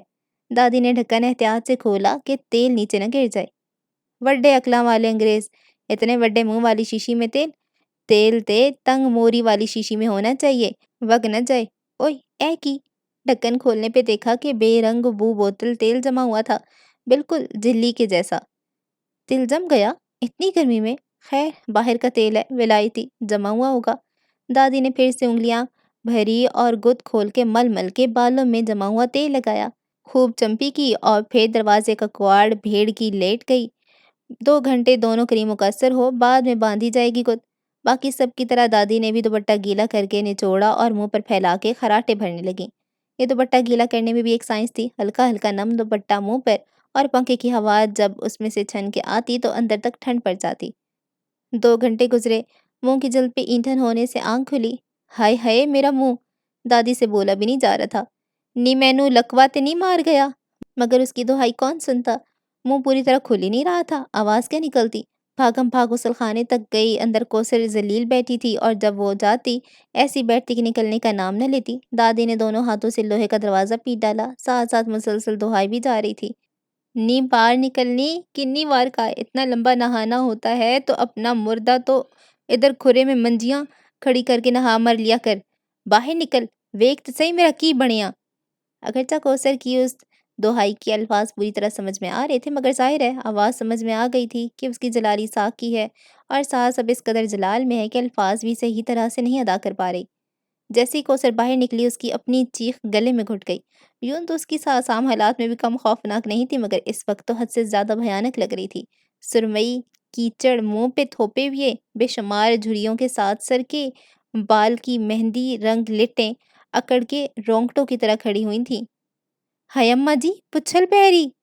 कौसर ने दिलदोज चीख मार के डरते डरते सामने खड़ी पुच्छल पैरी के मुड़े हुए पैरों की तरफ देखा, मगर ये दुख की तसल्ली हुई कि मुड़े हुए पैरों वाली आला ग्रेड की चुड़ैल नहीं थी, कोई छोटा मोटा परछावां थी, जिसकी अभी इतनी तरक्की नहीं हुई थी कि उसके पैर मोड़ के पीछे कर दिए जाते। और जब पैरों में फंसी कैंची चप्पल पे गौर किया तो बाएं अंगूठे पे जो हल्दी चूने का लेप था, नाखन का जख्म ठीक करने के लिए, उससे शक हुआ कि ये उसकी सास तो नहीं। खुदा न ख्वास्ता मजीद तसल्ली के लिए गौर किया, छींट के चूहे रंग की कमीज, उस पे हरे रंग की बेलें, दामन पे चाक जरा सा फटा हुआ, बटन 2 खुले 2 बंद, वही गर्दन पे एक लाइन के साथ 3 वोके।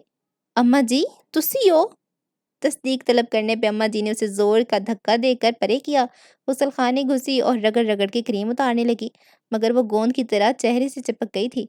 सारा हमाम खाली कर दिया, क्रीम न उतरी। मनहूस अब तो जिल्द खुरचने की वजह से दुखने लगी थी। तंग आके उसने रोना धोना मचा दिया। सारा घर इकट्ठा हो गया, हर कोई उसकी हालत पे परेशान कम हैरान ज्यादा था।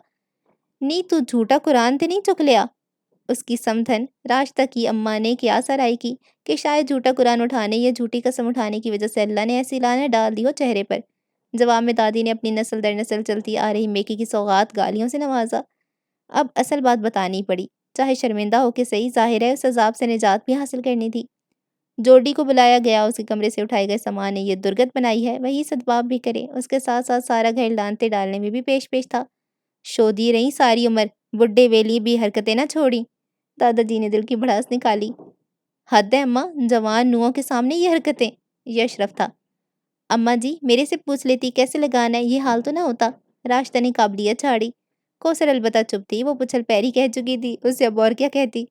जोड़ी की भी चीख निकलते निकलते रह गई। उसने वो शीशियां तलब की तो पता चला कि बालों में उसने जमा हुआ तेल नहीं, हेयर जेल लगाई थी और चेहरे पे वैक्स लगाई थी।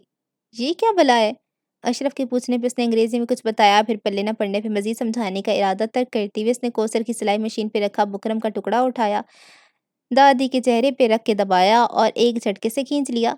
उधर चेहरे से वैक्स निकली, उधर दादी की मुंह से चीख निकली और उधर उस चीख की दहशत से घबरा के बाकी सब कमरे से निकले।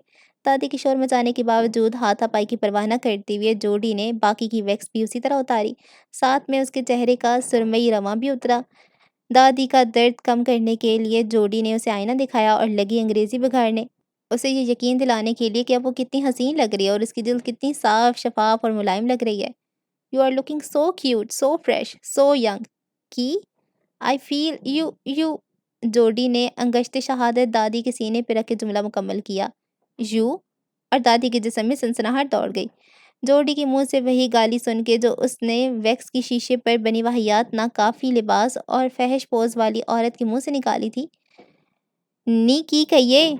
दादी का मुंह खुले का खुला रह गया। अपनी समात पे धोखे का गुमान हुआ इसलिए तस्दीक चाही। जोडी ने मुस्कुरा मुस्कुरा के वो गाली दोहरा दी। अब दादी ने 2 हथड़ मारे अपने सीने पर, 4 हथड़ मारे जोडी के थोबड़े पर और वो हल्ला मचाया कि घर तो घर मोहल्ला इकट्ठा कर लिया। मेम ने मुझे गाली कर दी, मगर उसके रोने धोने पे किसी ने यकीन न किया।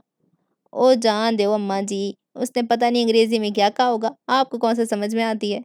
अंग्रेजी में नहीं, पंजाबी में, वो वाली, उसने गाली दोहराई।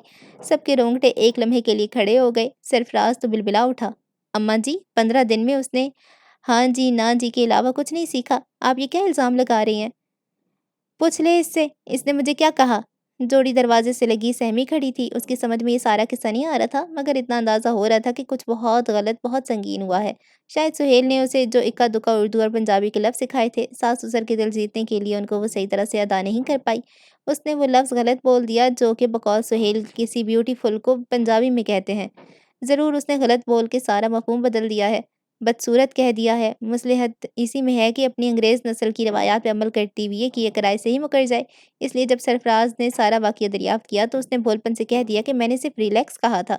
اب دادی لاکھ واویلا مچائی، کسی نے یقین کرنا تھا؟ سہیل تل ملا کے رہ گیا۔ کتنی مشکل سے یہ گالی جوڑی کی زبان پہ چڑھی تھی، پھر کچھ سوچ کے شکر بھی ادا کیا کہ اچھا ہوا جوڑی مکر گئی، ورنہ اس کا نام لے لیتی تو۔ اچھا تو یہ جوڑی اس سرمئی لچیلی کریم سے بال مونڈ دیا پنڈلیوں کے، بعد میں کوثر اور راشتہ لگی خسر پسر کرنے۔ قیامت والے دن اس کی پنڈلیوں پہ گرم چمٹے مارے جائیں گے، قبر میں دیکھنا کیا عذاب اترتا ہے۔ ہائے ہائے، میں کیوں اس کی قبر میں جھانتیاں ماروں؟ کوثر نے راشتہ کے ڈرانے پہ جھرجھری لی۔ ویسے راشتہ اماں نے تو منہ سے اتارے ہیں بال، ان کے منہ پہ لگیں گے گرم چمٹے؟ نہیں، بھول بھلائیے لگ جانے سے اللہ سزا نہیں دیتا، اماں نے کون سے جان کے کیا ہے؟ راشتہ نے ذرا مایوسی سے کہا۔ ہاں پر چوری تو جان کی ہے، چوری کے 2 چمٹے تو بنتے ہیں۔ کوثر کی بات سے ذرا تسلی بندی۔ آہو، 2 کو تو بنتے ہیں۔ دادی کو وہ ساری رات نیند آئی، ایک جانب کروٹ پڑتی تو وہی گالی، وہی جوڑی کی مسکراہٹ، وہی اس کی انگلی، دوسری جانب کروٹ لیتی تو وہی گالی، اور سارے جو مرضی کہیں، میں بوڑھی ضرور ہو رہی ہوں مگر ابھی بہتری تہتری نہیں گئی۔ میرے 12 ضرور بجتے ہیں مگر 13 نہیں بجتے جو مجھے سمجھ نہ آئے۔ اس نے مجھے گالی نکالی تھی۔ دادی کے دل میں جوڑی کے لیے نفرت انتہا پختہ ہو گئی، اور ساس اور سرفراز کے لیے شکایت بھی کہ ماں رو رو کے یقین سے بات کہہ رہی ہے مگر وہ بیوی پہ الزام برداشت ہی نہیں کر پا رہا۔ اسے ماں کا نہیں بیوی کا زیادہ یقین ہے۔ 1-2 دن اسی سرد مہری میں گزر گئے۔ دادی نے صبح صبح نہ تو سرفراز کے لیے بلوں والے پراٹھے بنائے، نہ شام کی چائے کے ساتھ گڑ کے پورے اور سوجی کا حلوہ، نہ وعدے کے مطابق اوجڑی بھون کے دی، نہ جوڑی کو رنگ محل کے بازار چوڑیاں پہنوانے لے کے گئیں، نہ اپنی پرانی سہیلی بختاں کے ہاں لے کے گئی۔ جوڑی کو گلے محلے میں پھرتی گائے بھینس دیکھ کر بہت حیرت ہوتی تھی، اور جب سے سرفراز نے یہ بتایا تھا کہ ابھی بھی بہت سے لوگ ان کا گوبر بطور ایندھن استعمال کرتے ہیں تو یہ اپنی آنکھوں سے دیکھنے کے لیے مچل گئی تھی۔ آخر ہے نا ذات کی چوڑی، گوں بھی کوئی ایسی چیز ہے جسے دیکھنے کے لیے کوئی آپے سے باہر ہو رہا ہے؟ نی صبر کر، بختاں کے گھر لے جاؤں گی تجھے، اس کے بیڑے میں 8-9 گاواں اور 11 مجھاں ہیں، 2 تیرے کٹے بھی ہیں، رج کے دیکھ لینا۔ اس زمانے میں ابھی شہر کی حدود سے مویشیوں کا انخلا شروع نہیں ہوا تھا۔ ہر گلی میں ایک گھر ایسا تھا جس کے آنگن میں بندی گائے بھینسوں کا دودھ پڑوسیوں کو سپلائی ہوتا تھا۔ ہر دوسرے گھر میں مرغیاں کڑکڑاتی پھرتیں، اور وہ پہلا گھر جو دیسی مرغیوں سے محروم تھا، اس گھر کی کوئی بچی صبح صبح دوسرے گھر جا کے وہاں کی مالکن کو اٹھنی پکڑا کر 2 انڈے ضرور لے کے آتی۔ اسی بختاں کے گھر کی سیر کسی ونڈر لینڈ کی طرح کرا کے لانی تھی دادی نے جوڑی کو، مگر اب تو اس کا دل میم سے کھٹا ہو چکا تھا۔ کوثر اور راشتہ احتیاطاً اس سے کھینچی کھینچی سی تھی کہ جب ساس کا موڈ ہی اسے خوشگوار نہیں ہے تو وہ خواہ مخواہ ہنس بول کے ساس کی نظروں میں کیوں بری بنے؟ بیچاری جوڑی اوپر والے کمرے میں اداسی اکیلی پڑی تھی۔ سرفراز ٹکٹوں کا انتظام کرنے گیا تھا، ان کا ارادہ اگلے ہفتے واپسی کا تھا، تبھی سہیل اپنی ٹیوشن دینے اوپر آ گیا۔ پہلے تو بھابھی کی خدمت میں ریگل چوک کے فروٹ چاٹ اور بیڈن روڈ کے آئس کریم پیش کر کے اس کا موڈ ذرا بلکہ خاصا خوشگوار کیا گیا۔ پھر اسے تسلی دی گئی کہ وہ بالکل محسوس نہ کرے، جب وہ یہاں سے رخصت ہوگی تو گھر کے ایک ایک بندے کے دل میں جگہ بنا چکی ہوگی، اور اس کے لیے ضروری ہے کہ وہ ان کے ساتھ کی زبان میں چھوٹی چھوٹی باتیں کیا کرے۔ سارا مسئلہ اس زبان کا تو ہے جس کی وجہ سے یہ فاصلے ہیں۔ سہیل اپنی ٹوٹی ہوئی بلکہ لولی لنگڑی انگریزی میں یہ باتیں جوڑی کو کیسے سمجھاتا تھا، وہ ایک الگ تفصیل حلب باب ہے۔ بہرحال کچھ دس اور کچھ دیٹ، کچھ آئی ایم اور کچھ یو، کچھ گڈ اور کچھ بیڈ، کچھ لو اور کچھ ہیٹ کی مدد سے، باقی سب کچھ ہاتھ کے اشاروں کی مدد سے اس نے جوڑی کو اس بات پہ تیار کر ہی لیا کہ وہ دل چھوٹا نہ کرے، نہ ہمت ہارے۔ اردو اور پنجابی اتنے بھی مشکل نہیں ہیں، بہت سے لفظ تو پنجابی، اردو اور انگلش میں ایک ہی جیسے ہیں، جیسے گلاس، جیسے کوکا کولا، جیسے آنٹی، جیسے پلیٹ، جیسے کولر، جیسے ٹی وی، جیسے فریج، باقی سب وہ تھوڑا تھوڑا سکھا دیتا ہے۔ کم از کم اتنا کہ وہ جاتے جاتے اپنے دل کی بات سب کو کہہ سکے، اور جو وہ جواب میں سنائے ان کو سمجھ سکے۔ اس دن جوڑی نے بڑے دل سے اس سے کلاس لی اور سب باتیں ذہن نشین کر لیں۔ اس سے اگلے دن ریہرسل ہوئی اور سہیل نے اوکے کر دیا، اور تیسرے دن وہ تاریخی واقعہ پیش آیا جس سے اماں میری واپسی کی سیٹ ہو گئی ہے۔ سرفراز نے ماں کے گھٹنے تھامتے ہوئے کہا، جو اس دن کی گالی والی بات سے ابھی تک ناراض تھی۔ ہیں، کب جا رہے؟ اگلے جمعے۔ دادی آنسو پونچھنے لگی، لاکھ ناراضگی سہی، بیٹے سے جدائی کا غم اپنی جگہ۔ ओहो! अम्मा क्यों रोती हो? आता-जाता रहूँगा, बल्कि मेरे कागज़ पक्के हो जाएँ तो तुझे और अब्बे को भी बुलाऊँगा पास। वलायत? हाँ, अपने पास विलायत। तब तक हालात सँवरने की कोशिश हो रही थी, इसलिए आते-जाते रहने के वादे भी हो रहे थे और पास बुलाने के अज़ाइम का इज़हार भी हो रहा था। तेरी ज़नानी मुझे रखेगी? जोड़ी बहुत अच्छी है अम्मा, उसका दिल बड़ा साफ़ है। ज़ुबान तो बड़ी गंदी है, उस दिन मुझे गाली दी। ओहो! बस रहने ही दो अम्मा, वो कोई गलतफ़हमी थी, भूल जाएँ उसे। आपने भी उसे कितना बुरा-भला कहा और तो और उस पर हाथ तक उठा लिया। वो तो सब भुलाया आप लोगों के लिए तोहफ़े-तोहाइफ़ ले रही है। हैं? तोहफ़े? हालाँकि वो आते हुए भी तोहफ़े लाई थी, अब जा रही है तो उसका हक बनता है कि आप सबका फ़र्ज़ भी कि उसे तोहफ़े दे दिला के रुख़सत करें। ख़ैर कम से कम इतना कर दें कि उससे सीधे मुँह बात कर लें। सरफ़राज़ की ख़्वाहिश थी 3-4 दिन हैं उसके जाने में, सब मामलात हँसी-खुशी सेट हो जाएँ। वो और जोडी सबके लिए तोहफ़े भी ले आए थे। रात के खाने पे दादी ने भी सब गिले-शिकवे भुला के अपने हाथ से मतंजन बनाया। पालक गोश्त और तवे वाली मछली, शामी कबाब राशिदा ने सिल पे खूब दिल लगा के पीसे। कौसर को जानबूझ के चूल्हे के पास न फटकने दिया कि उसके हाथ का सख्त बद ज़ायक़ा था। पुलाव भी पकाती तो खाने वाले के मुँह में खिचड़ी का ज़ायक़ा आता। खाने के बाद अशरफ कंजूस के लाए पान का दौर चला।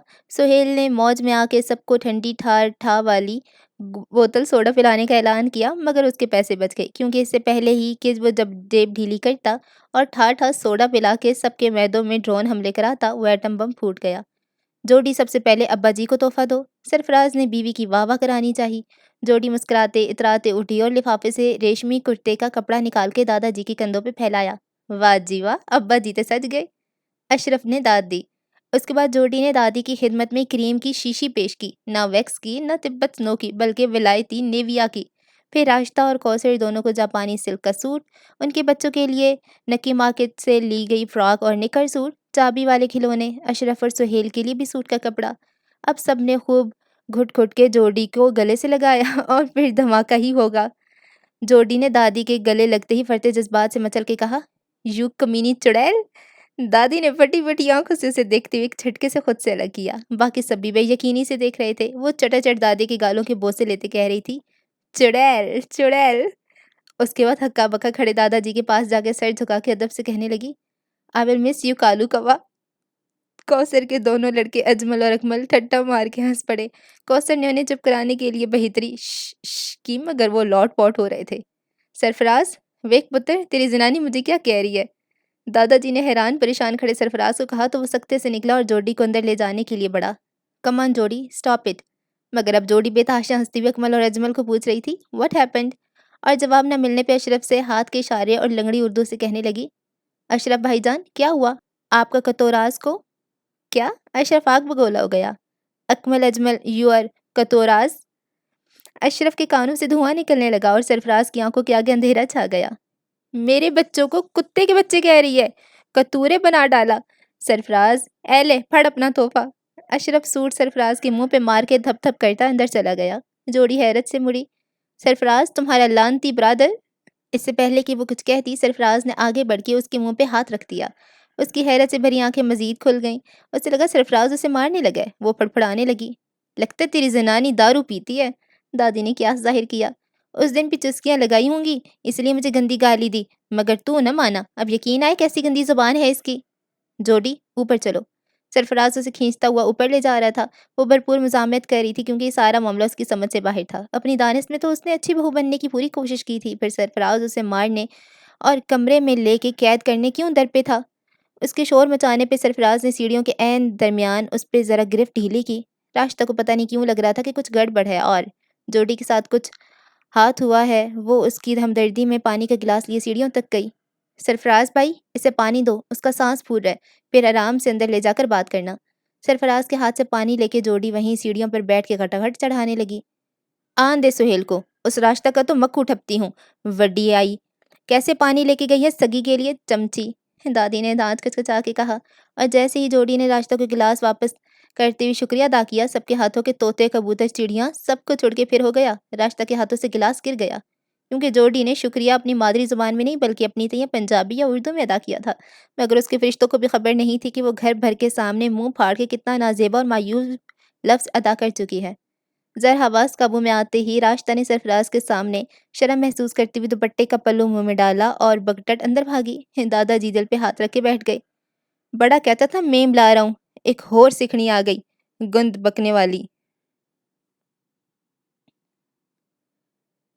قصہ ختم۔ دادی ان سب کو 1978 سے واپس لے آئی تھی، بپی لہری سے ہمیش ریشمیا کے زمانے میں، ہیلن سے ملکہ شراوت اور ملکہ اروڑا کے دور میں، لیلا میں لیلا، ایسی میں لیلا، ہر کوئی چاہے مجھ سے ملنا، اکیلا سے منی بدنام ہوئی، اور جلیبی بائی تک، راجیش کھنہ سے رتک روشن تک، اور ممتاز سے کرینہ کپور تک، سب منہ کھولے سن رہی تھیں، اور دادی کے پوپلے منہ پہ دبی دبی سی مسکراہٹ تھی، جیسے کسی بچے کی شرارت پہ ماں پہلے اسے اوپر اوپر سے خوب لتاڑے اور بعد میں دوپٹے میں منہ چھپا کے مسکرائے۔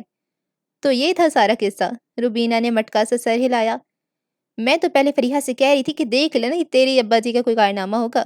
مسرت نے اپنی قیافہ شناسی کے داد چاہیے، البتہ فریحہ سر جھکائے شرمندہ سی بیٹھی تھی۔ ایرم الگ تاؤ کھا رہی تھی۔ آنے تو دو میم چاچی کو، میں ویروں کو کتورے بولا اس نے۔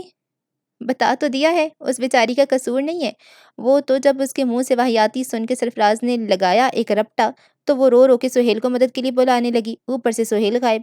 اب ہوں تو میں ماں، اپنی اولاد کا سب سے زیادہ ماں کو ہی پتہ ہوتا ہے، مجھے پکا یقین ہو گیا کہ یہ تیلی سہیل نے لگائی ہے۔ میں نے بھیجا اشرف کو، مجھے پتا تھا سہیل کدھر ہوگا۔ یعنی آپ نے تاؤ جی کو بھیجا کہ ابا جی کو پکڑ کے لائیں؟ نہیں، میں نے اس لیے بھیجا اشرف کو کہ وہ سہیل کو خبردار کرے کہ سرفراز کو سارا کچھ پتہ چل گیا ہے، وہ کہیں نہیں جائے، جمعے تک نہ آئے۔ اوہ، میں بھی کہوں آپ اتنی صاف پسند کب سے ہو گئیں؟ ارم بڑبڑائی، پر سہیل اشرف کے ہاتھ نہ لگا، آ گیا شامی گھومتا گھماتا اور سرفراز کے ہتھے چڑھ گیا۔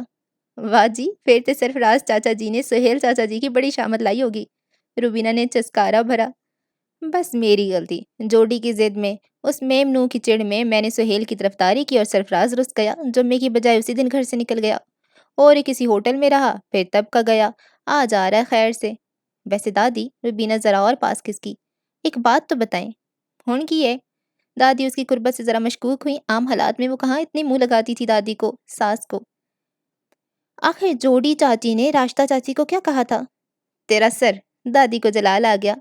لعنت میرے تے، جس نے تم شودیوں کو اتنا بڑا راز بتا دیا، اب چسکے لے رہی ہو، میں نہیں بتانے والی۔ پھر ذرا سا سنجیدہ اور بہت سا سنجیدہ رنجیدہ ہو کر کہنے لگیں، ویسے بھی وہ دن تھے، آج کا دن میں نے اپنی زبان صاف کر لی۔ سرفراز نے اس دن غصے میں جو کچھ کہا مجھے برا تو بہت لگا، پر میں نے اسے بڑی لعنتیں دیں کہ دفع ہو، اپنے خاندان اپنی نسل کو برا کہتا ہے، اپنی ماں پیو کی تربیت میں کیڑے نکار ہے، مگر بعد میں اس کی باتیں یاد آئیں تو سوچا صحیح تو کہتا ہے کہ وہ کہ فیدہ ہمارے 5 وقت کا وضو کرنے کا، زبان تو پلید ہی رہتی ہے، ہر ویلے گالیاں نکال نکال کے، بندے کے اندر سے شرم و حیا اور غیرت بھی ختم ہو جاتی ہے۔ غیریت رہتی تو سہیل بھابھی کو ایسی واہیات باتیں کیوں سکھاتا؟ مذاق مذاق میں ہی صحیح، غلطی میری تھی، ماں کے اندر اپنے اندر نقص ہوں تو اولاد کو کیا چت دے گی؟ میں نے ہمیشہ اپنی نسل در نسل سیکھی گالیوں پہ فخر کیا تھا کہ میرے آگے لڑائی میں کوئی ٹک نہیں سکتا، ایسی نکر نکر سے گالیاں نکالتی ہوں۔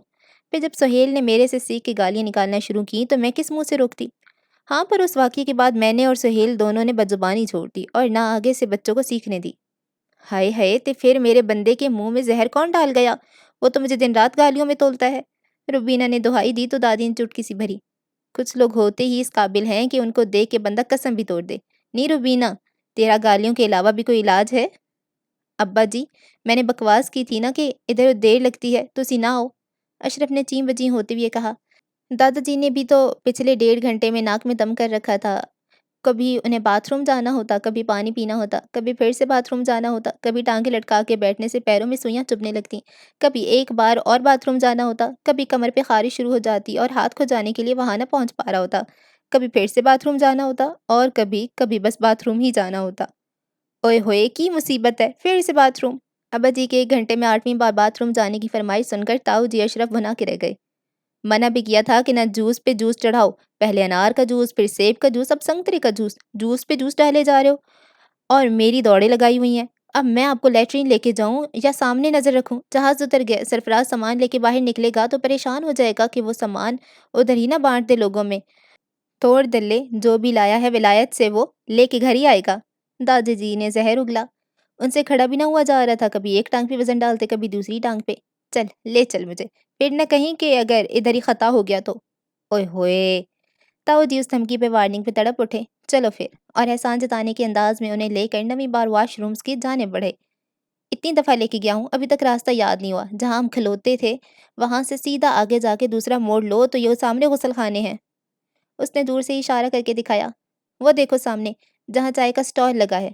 ہلا ہلا، پتہ ہے، آج بڑبڑ کرنے لگا ہے، سارے رستے پیو نے ہی بتائے ہیں تجھے؟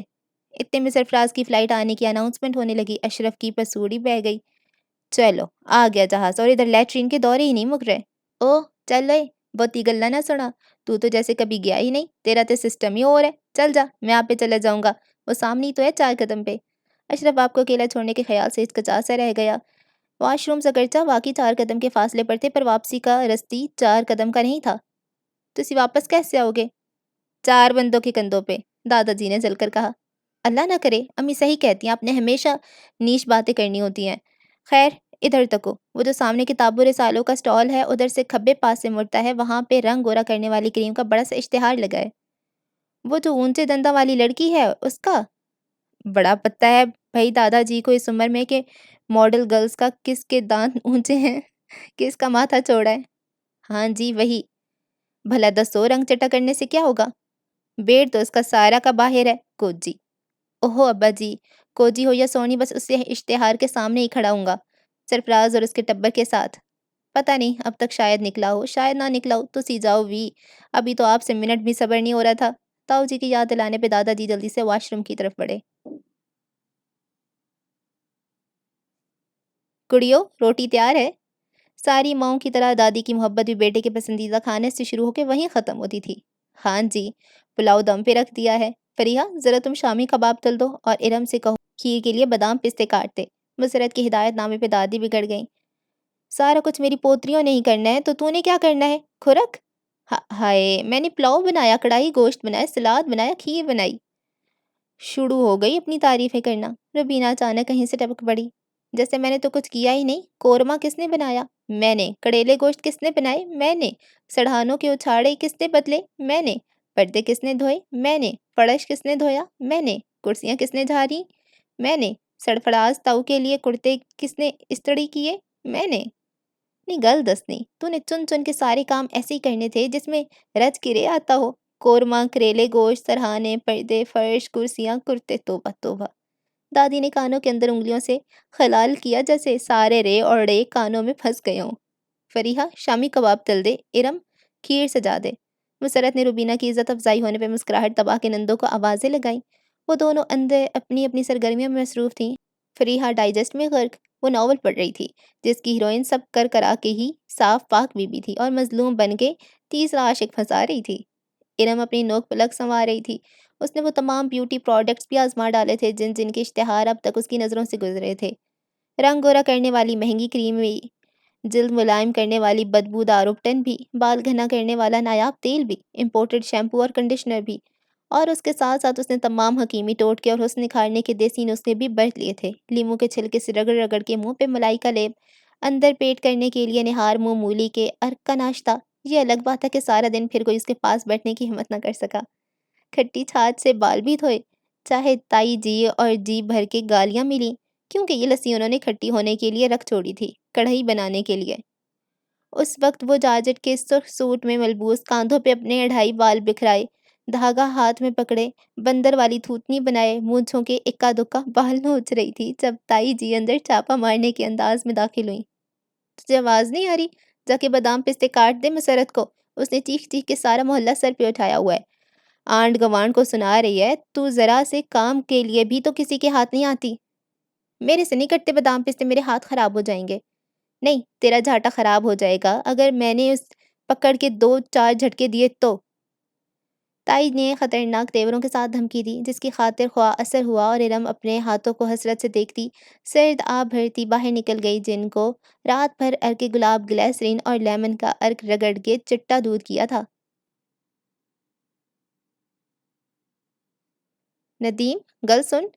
चाचा जी सुहेल ने नदीम को इस वक्त पुकारा जब वो जेल लगा के बालों की स्पाइक्स बनाने में कोशिश में था, मगर चौंके पहला पहला मौका था, इसलिए बन के ही नहीं दे रहे थे।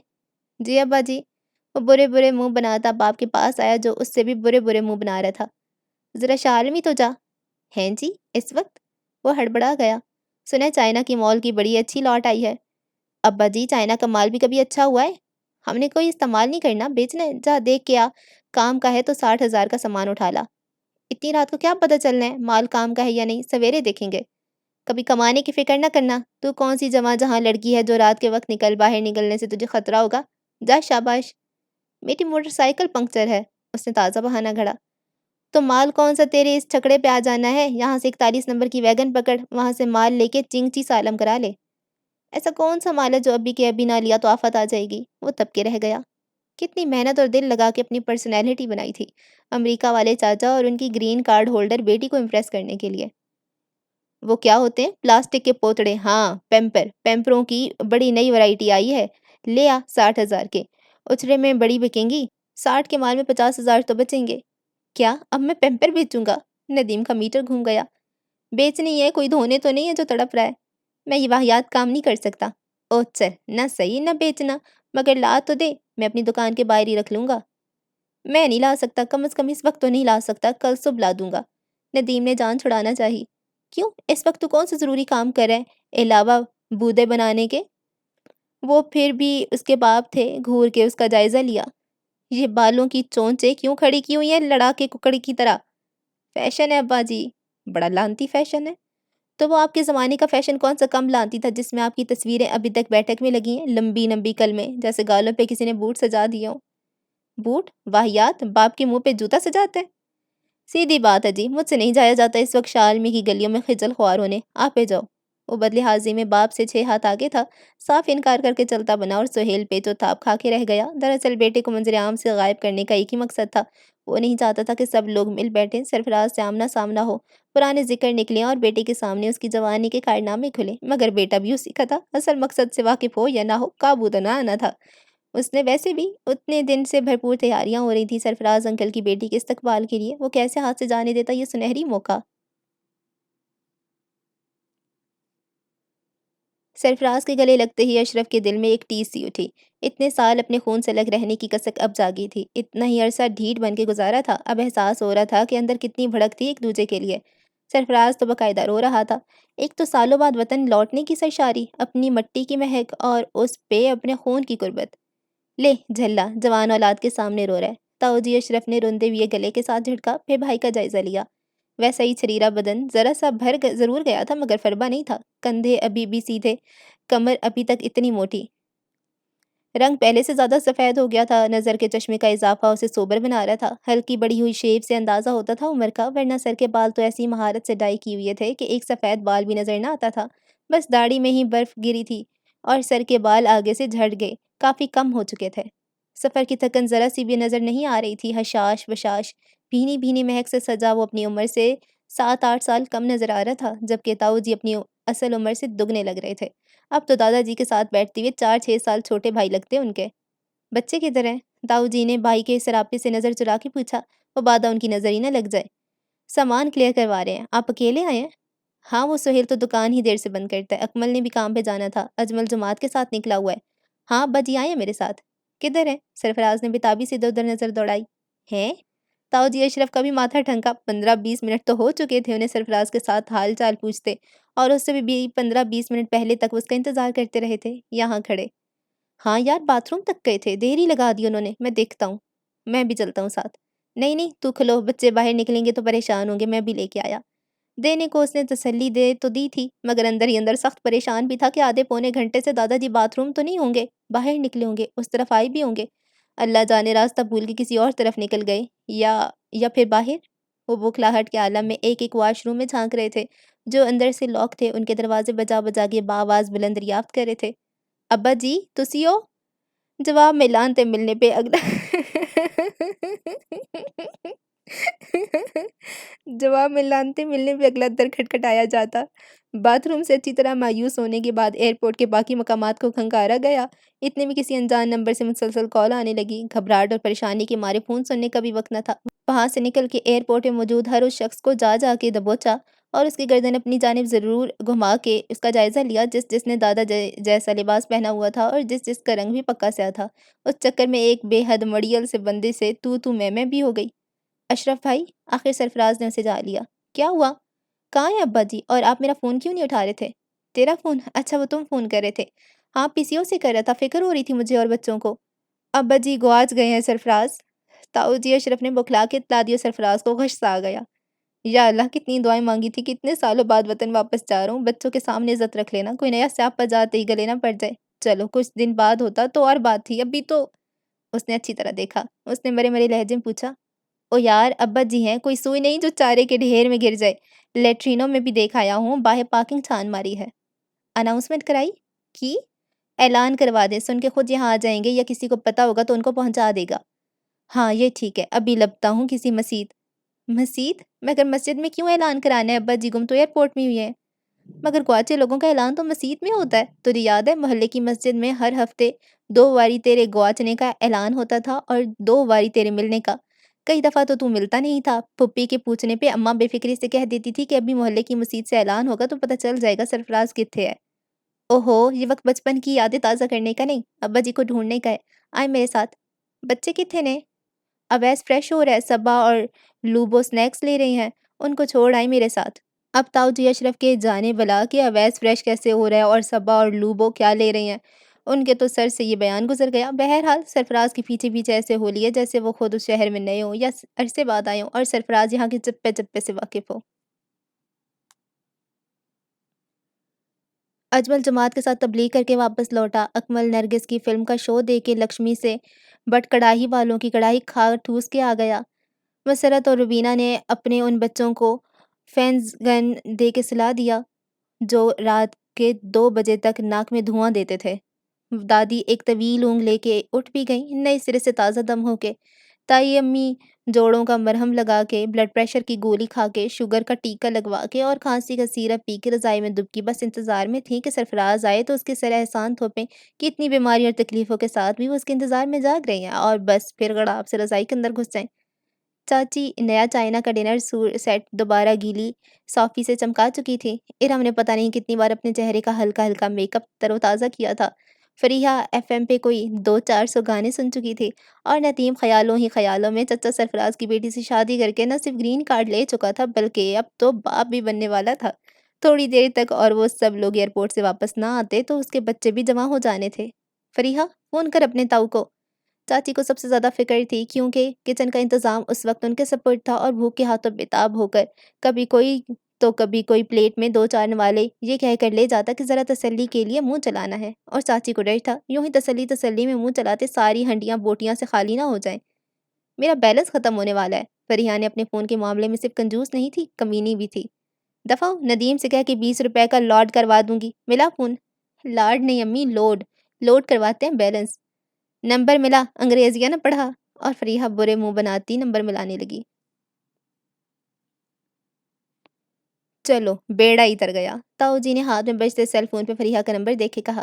اناؤنسمنٹ ہوئی ہے، 12 منٹ ہو چکے تھے، کوئی فائدہ ہوتا نہ نظر آ رہا تھا، کھڑے کھڑے ٹانگیں الگ شل ہو چکی تھی۔ اب کیا ہوا؟ گھر سے فون آنے شروع ہو گئے ہیں، اب ان کو کیا بتاؤں؟ ذرا ابا جی والی بات میرے منہ سے نکلنی ہے کہ پورا کا پورا رنگے محل ایئرپورٹ اٹھ جانا ہے۔ لوگوں کے میسج بھی آ رہے ہیں، کیا خیال ہے ان کو کار میں نہ بٹھائیں، پھر آ کے ابا جی کو ڈھونڈتے ہیں۔ اب اور کتنا ڈھونڈے، میرا خیال ہے ابا جی ایئرپورٹ سے نکل گئے ہوں گے، گھر نہ چلے گئے ہوں، فون کر کے پوچھ لیں۔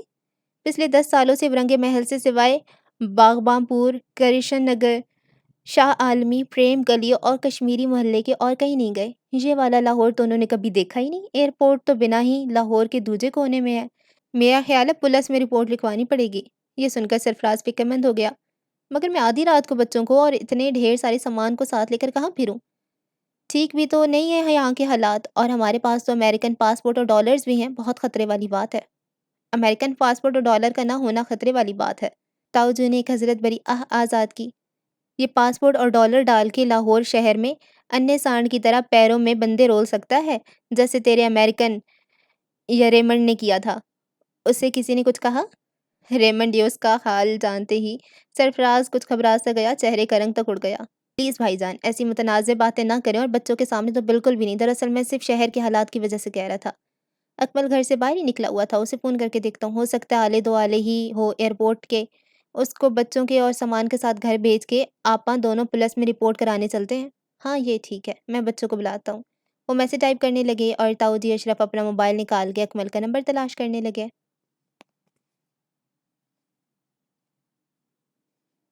اکمل بستر پہ نیم تراز ماچس کی تیلی سے دانتوں میں خلال کر رہا تھا۔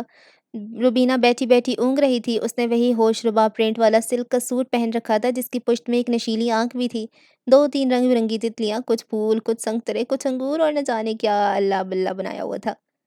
روبینہ مجھے دودھ پتی بنا کے دے، اس نے دور ہی سے پیر مار کے اسے ٹہوکا دیا۔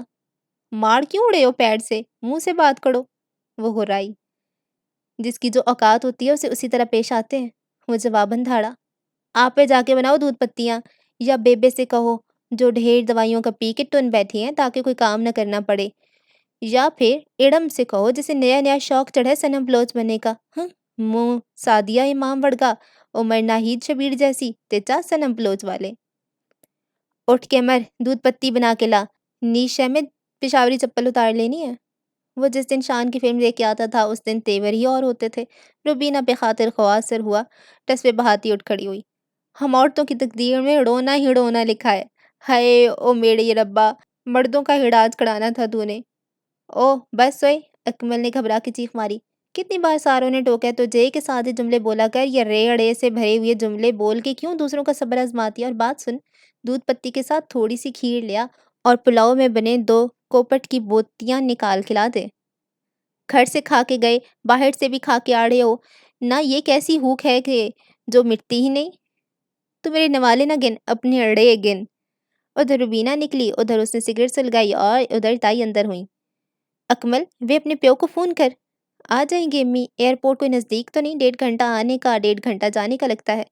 پر اب تو 6 گھنٹے ہونے والے ہیں، کر فون۔ فریحہ نے کیا، اس کا نمبر اٹھا ہی نہیں رہے۔ میرے پاس فون نہیں ہے۔ ہیں کتنے گیا؟ چوری ہو گیا؟ نہیں نہیں، چوری نہیں ہوا، ایسے ہی میں نے ذرا، مگر تائی امی نے اس کی بات پوری سننے کی زحمت ہی نہ کی۔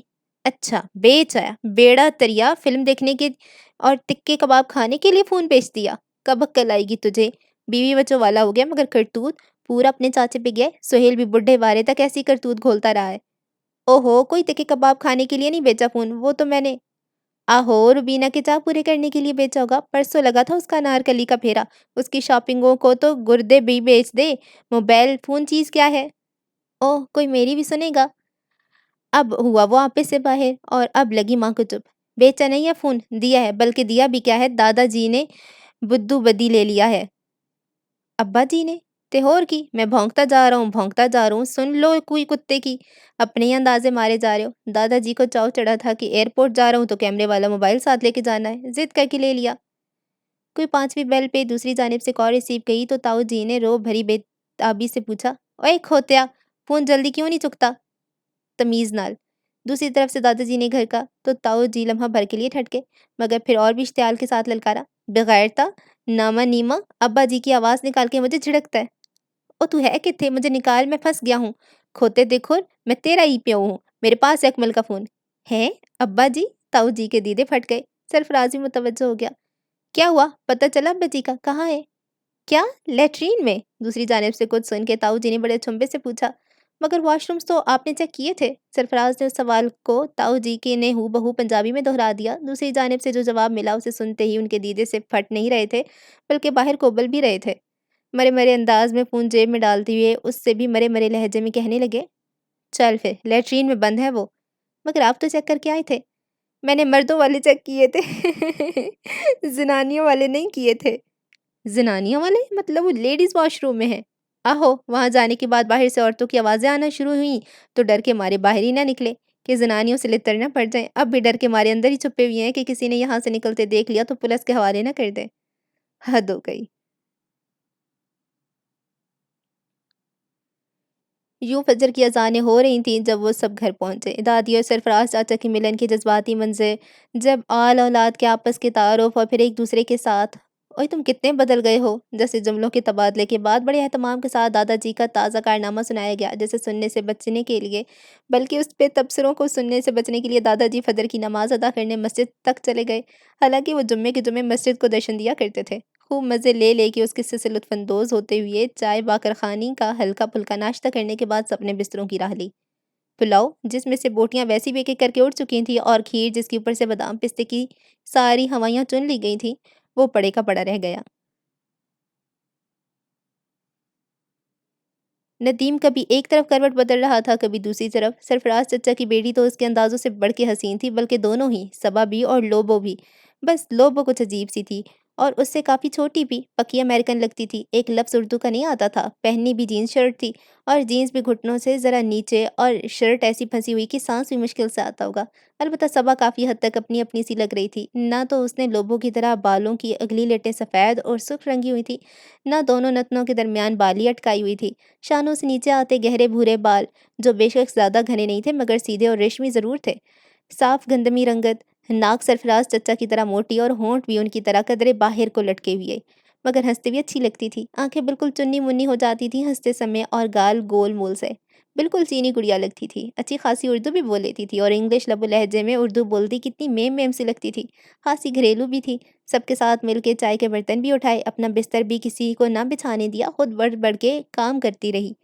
چلو یہ قصہ تو ہوا ختم۔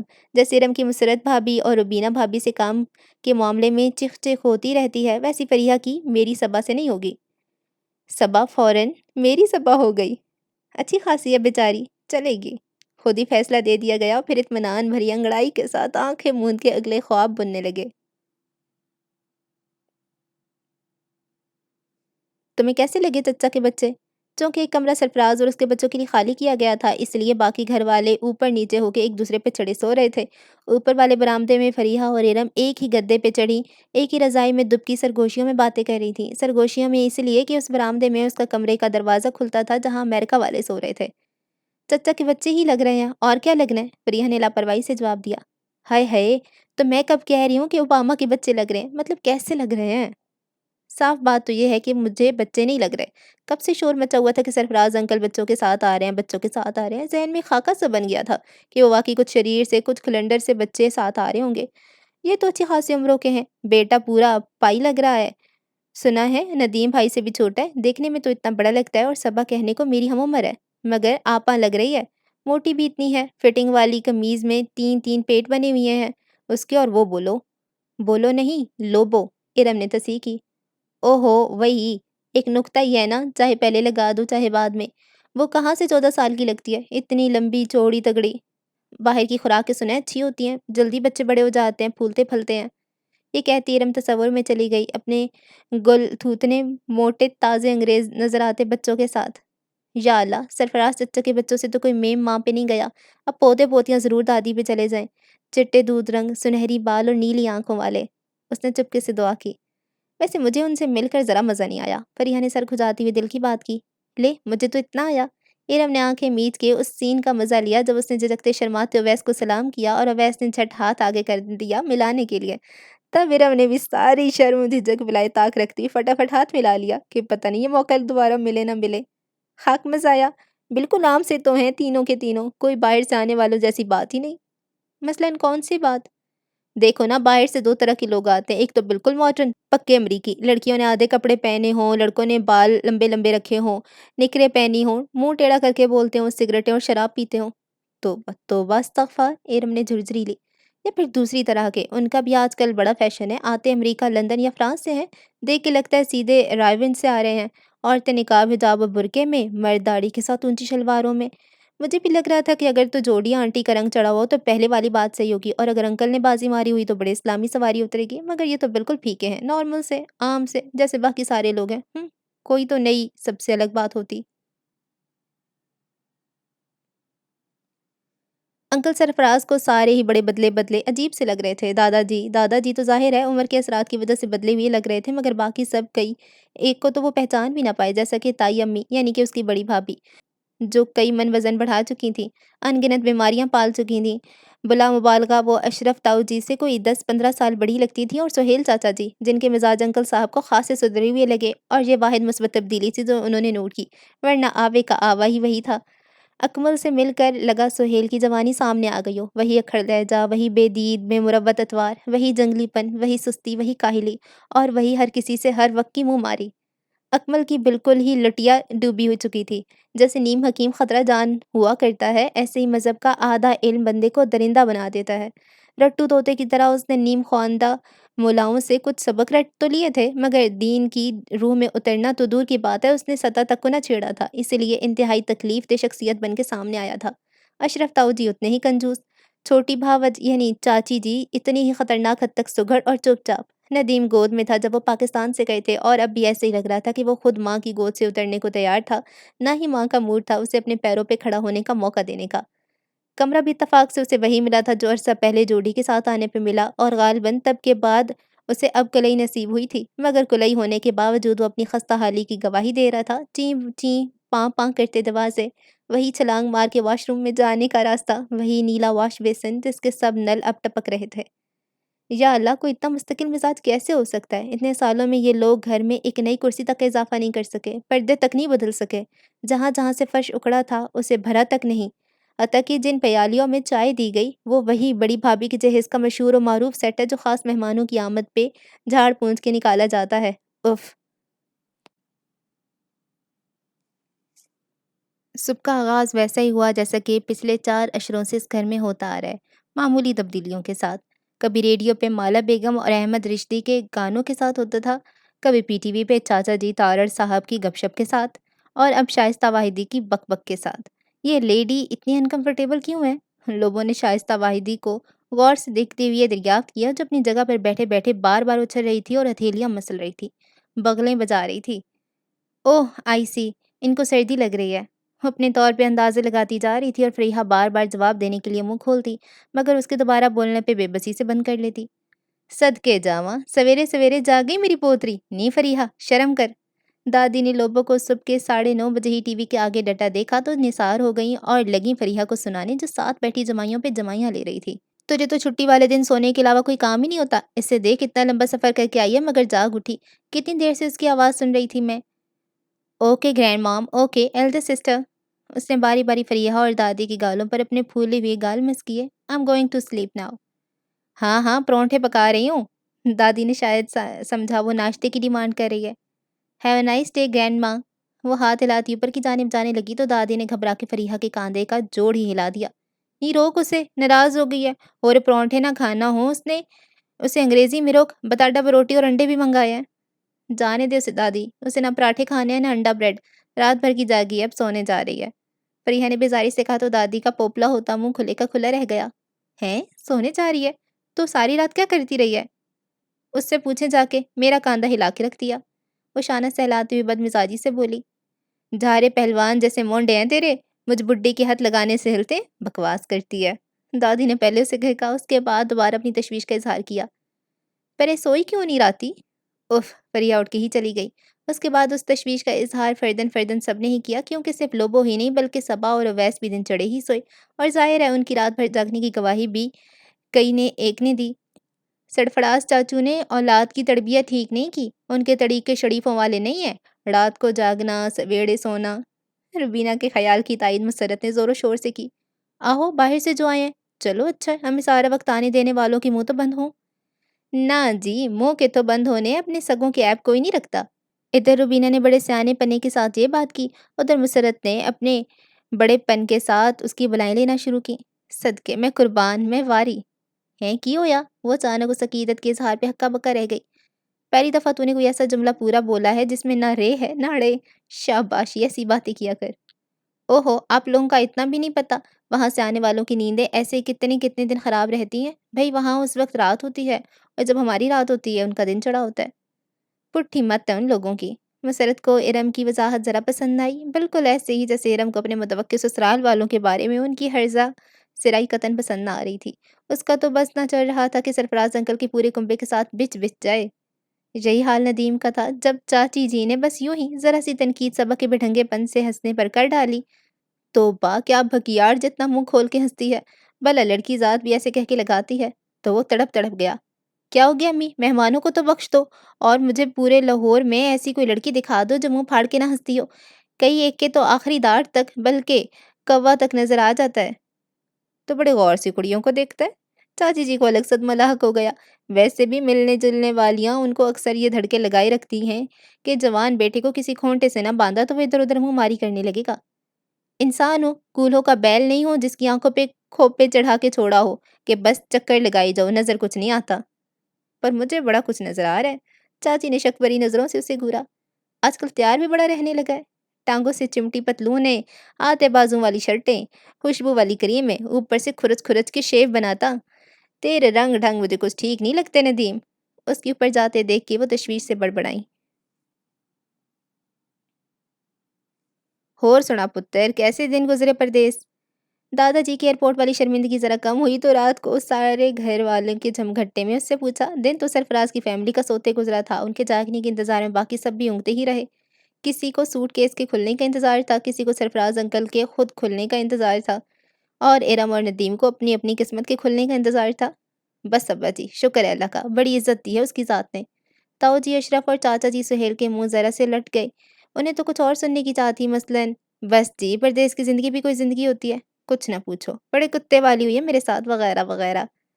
اور تب وہ جواب میں اس کے بلائے جانے کے نقصانات اور مضمرات پہ روشنی ڈالتے، بلکہ کچرے کا ڈھیر ڈالتے اور اپنے ہوشمندانہ فیصلے کی داد اسے زبردستی وصولتے کہ انہوں نے نامساعد حالات کے باوجود ملک کی مٹی نہ چھوڑی، یہیں رہ کے بم دھماکوں، مہنگائی، ڈینگی، برڈ فلو، سیلاب اور کالے چوروں سے بڑھ کر حکمرانوں کی یکے بعد دیگرے سامنا کیا۔ اتنی اچھی گزری ہوتی تو پھر وطن واپس کیوں آتا؟ دادا جی نے بیٹوں کے دل کی بات کی، وہ دونوں کھیل اٹھے۔ ابا جی، بری گزری ہوتی تو اتنے سال پہلے ہی واپس آ گیا ہوتا۔ دراصل میں نے بتایا تو تھا کہ بچوں کی شادی اور ان کے رشتے کے سلسلے میں واپس آنا ہوا۔ بچوں کے؟ دادی چونکی۔ پہلے تو تم نے صبا کے رشتے کی بات کی تھی۔ ہاں، مگر پھر سوچا تو یہی فیصلہ کیا کہ بہو بھی یہاں سے ہی لے جاؤں، روز روز کہاں پاکستان آنا ہوتا ہے۔ ایرم تو شرما کے بہانے دوپٹے دانتوں میں دبائے وہاں سے اٹھ کے چلی گئی، مگر فریحہ باوجود چاچو کے ٹہوکوں کے ٹس سے مس نہ ہوئی۔ وہ ان خیالات کی تہہ تو کیا، سطح تک بھی پہنچنے کی اہلیت نہیں رکھتی تھی جو چاچی کے دل میں پیدا ہو رہے تھے۔ اس کی ساری دلچسپی تو بند سوٹ کیس تک محدود تھی جو کھلنے کا نام ہی نہیں لے رہا تھا۔ سرفراز انکل البتہ تھوڑا سا اور کھلے، حالانکہ جوڑی ذرا ہچکچا رہی تھی۔ اصل میں اس نے اپنی کچھ انڈین اور پاکستانی فیملی سے وٹے سٹے کی شادیوں کے بارے میں بہت کچھ غلط سن رکھا تھا۔ اسے ڈر تھا اس شادی میں، بلکہ شادیوں کا نتیجہ بھی یہی کچھ نہ ہو، مگر میں نے اسے تسلی دی کہ اب وہ دور نہیں رہا، اب کہاں یہ سب ہوتا ہے، اور پھر نئی نسل تو بہت سمجھدار اور باشعور ہے، وہ ان باتوں کی اہمیت نہیں دے گی۔ کیوں سہیل، میں ٹھیک کہہ رہا ہوں نا؟ ہے نا اشرف بھائی جان؟ ہاں ہاں بالکل، اور کی آج کل ان باتوں کو کون پوچھتا ہے؟ دونوں زور و شور سے سر ہلا ہلا کے تائید کر رہے تھے۔ چاچی سے اگرچہ کسی نے دریافت نہیں کیا تھا، مگر ان کا بھی مٹکے جیسا سر ایک ردم سے ہل رہا تھا، ہونٹوں پر بڑی میدان مار لینے والی مسکراہٹ تھی۔ لفظ وٹے سٹے نے ان کے اندر پھول ہی پھول کھلا ڈالے تھے۔ ظاہر ہے ان کا ندیم اور انہی کی فریحہ، ندیم کی بھی باتیں کھل اٹھیں، البتہ فریحہ ابھی تک حریصانہ نظریں سوٹ کیس پر گاڑے بیٹھی تھی۔ اس بار چاچی نے صرف ٹہوکنے پہ بس نہیں کیا، پورے کا پورا ہی ہلا ڈالا بیچاری کو، اور دبی آواز میں کھرکا بھی، جا دفع بھی ہو اندر، تیرے سامنے وہ کھل کے بات کیسے کرے گا، اندر مر۔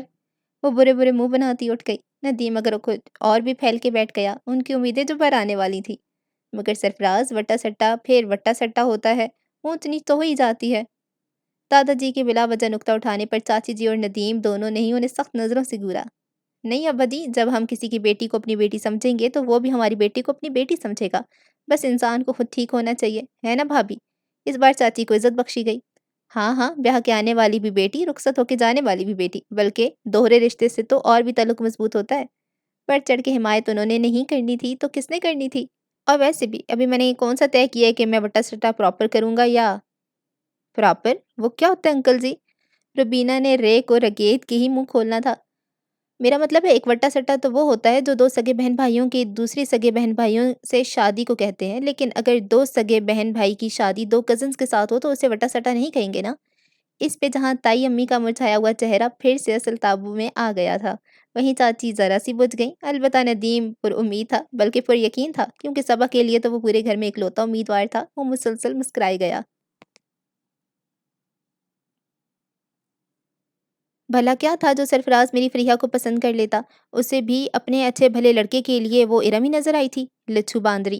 چاچی جی کا پارا ہی تھا، چلو فریحہ نہ صحیح، ارم صحیح، وہ بھی اپنی بچی ہے۔ مگر سہیل چاچا جی کا یہ اعلیٰ ظرفی کا مظاہرہ ان کی بیگم کو ذرا نہ پسند آیا۔ میں اپنی ہے، اپنی اپنی ہوتی ہے، میں تو کہتی ہوں چاہے وہ ندیم کو جوائی بنانے کا فیصلہ نہ کرتے، فریحہ کو بہو ضرور بنا لیتے۔ اگر ہمارے دونوں بچوں سے رشتہ کرتے ہوئے انہیں وٹے سٹے کا وہم تھا تو پاگل ہوئی ہے، نہ شکری نہ کر، ندیم کے دن پھر گئے ہیں، زندگی بن جائے گی اس کی سرفراز کا جوائی بن کے۔ اس نے تو کسی نہ کسی کا جوائی آسانی سے بن ہی جانا تھا، لڑکوں کا کیا ہے، مگر بیٹی ٹھکانے لگانا بڑا مشکل ہے آج کے زمانے میں۔ اب وہ وقت نہیں رہا، مردوں کو بھی قدم جمانے کے لیے اتنے ہی ہاتھ پیر مارنے پڑتے ہیں جتنے بیٹی کے لیے رشتہ تلاش کرنے میں۔ ادھر اس نے کیا کرنا تھا، چائنا کے آئے پوتڑے ہی تھڑے پہ بیٹھ کے بیچنا تھا۔ ولایا جائے گا تو سرفراز کی طرح بہو بنے گا، پیسے کمائے گا، اس کے بچے فر انگریزی بولیں گے۔ ہاں مگر فریحہ، ان کی سوئی ابھی تک اسی پہاڑ تلے دبی تھی۔ बाहर की कमाइयाँ आएँगी तो रिश्ते भी तगड़े आएँगे। जिसका इकलौता भाई विलायत से जहेज़ बना-बना के भेज रहा हो, उस बहन का रिश्ता देखना कितनी ऊँची जगह होता है।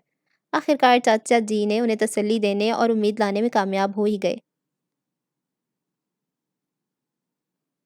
उधर दूसरे कमरे में इरम इतरा रही थी और ताई अम्मी उसकी विलाएँ ले रही थीं। देखा अजमल के अब्बा, कैसे दिन-रात तो मुझे ताने देते थे कि मैंने बेटी का कुछ नहीं सोचा। बेटे ब्याह दियो, लो अब देखो, क्या है कि नहीं बेटी का रिश्ता, वो भी ऐसी अच्छी जगह पर। ना इसमें तेरा क्या कमाल है? ताऊ जी अशरफ बीवी के सयानेपन पे चीं-बचीं हो गई कि क्या सब कुछ अपने खाते में डाल लिया। आखिर मेरी तरबियत है ये, जो सरफराज ने फरीहा को छोड़ के इरम को पसंद किया है अवैस के लिए। हालाँकि देखा जाए तो फरीहा की शक्ल अपनी इरम से लाख दर्जे अच्छी है। वो अपनी सादगी में बेटी की दुम पे पाँव रख बैठी। अम्मी जी, वो शर्माना भूल के बिलबिला उठी, तो ताई अम्मी गड़बड़ा सी गईं। उस गड़बड़ाहट में मज़ीद गुल-ए-फ़िशां कर गईं। मेरा मतलब है शक्ल तो उसकी एवं सी है, मगर उम्र काफ़ी कम है ना इरम से। मगर देख लो, इतनी पक्की उम्र के होने के बावजूद मेरी इरम ही बाज़ी मार गई। अम्मी जी, इस बार वो एहतजाज़न पैर पटकती वहाँ से निकल गई। ले, रुस गई। जी नहीं, शर्मा रही है। सरफराज कितना सयाना निकला, मैंने कहा जी। दादी ने घुटनों पे बाम मलते हुए कहा। खेत सोआ सियाना, मेरे लिए खट्टे रंग की तो शर्ट ले आया है। इसमें इस उम्र में पतलून शर्ट पहनता अच्छा लगूंगा, वो भी खट्टे रंग की। बोस की का सूट ले आता। हाय हाय, मैं इसके रिश्ते वाली बात का कह रही हूँ। सुहेल से कितना आडा लगा के गया था, मगर आया है तो उसी से रिश्ता पक्का कर रहा है। पर वट्टा सट्टा, वो अब भी तजबज थे। केड़ा वट्टा सट्टा, नदीम भी चाचे का जवाई बन रहा है और अवैस ताई का जवाई। सारे एको ही खून है। तुसी नवे नवे मसले ना उठाओ। पुत्र अपनी जनानी को भी ले आते साथ। कहीं दूसरे दिन जाके दादी ने दिल बड़ा करते हुए ये सवाल कर डाला। हालांकि बेचारा सरफराज कब से मुंतजिर था कि कोई तो उस बेचारी का नाम भी ले, मगर अब रिश्तों का जिक्र छेड़ने के बाद वो इस इज्जत अफजाई के काबिल समझा गया कि उसके निस्ब बेहतर के बारे में इस्तफसार किया जाता। दादी की पूछने की देर थी। समझो देख कर ढक्कन उठ गया। सब बढ़ चढ़ के जोड़ी को याद करने लगे। हाँ सरफराज, वो क्यों नहीं आई? अब तक नाराज है क्या? उसके दिल खत्म हुई है कि उम्र बढ़ने के साथ और भी बढ़ गए? इसी तरह सूखी सड़ी है कि कोई मांस बोटी भी चढ़ा है उसे? हाँ है, पिछली बारी उसे कितना शौक था गाँव मजा देखने का और गोबर के आपले दीवारों पे लगने देखने का। अब ले आते तो कहीं से ढूंढ ढांड के दिखाई देते उसे। वो बीमार है, आ नहीं सकती। सरफराज अंकल के आप भर के कहने पर फिर से सवालों का ताबड़तोड़ सेशन शुरू हो गया। क्या हुआ उसे? मेरी तरह जोड़ों का दर्द है? नहीं भाभी, आपके जोड़ तो इतने वजन की वजह से दब गए हैं, वो तो सूखी ही थी। पतले बंदे को क्या होनी है जोड़ों की तकलीफ? नहीं, तुझे क्या पता, हो सकता है अब वो पाटने वाली हो गई हो। बंदे के मोटा होने का कोई पता चलता है? लगता है चाची जी को ब्लड प्रेशर हो गया होगा। लो ही मुआ होगा, पतले बंदे का हाई तो नहीं होता। ताई अम्मी से किसी की स्मार्टनेस और दुबले पतलेपन का जिक्र हजम नहीं होता था। पतली तो वो थी तब भी थी जब कुड़ी थी, अब बाल बच्चों के बाद हो रही कितनी मोटी हो गई हो। फिर तो शुगर भी हो गई होगी। दादी जी ने कयास जाहिर किया। गुर्दे तो नहीं फेल हो गए शुगर से? दादाजी दूर की कौड़ी लाए, फिर खुद ही हल पेश कर दिया। डोलिस करा लेना। इधर यतीम खाने की चौक के पास जो अस्पताल है वहाँ मुफ्त होते हैं, पर सिफारिश करानी पड़ती है। डोलिस? दादाजी का मतलब है डायलिसिस।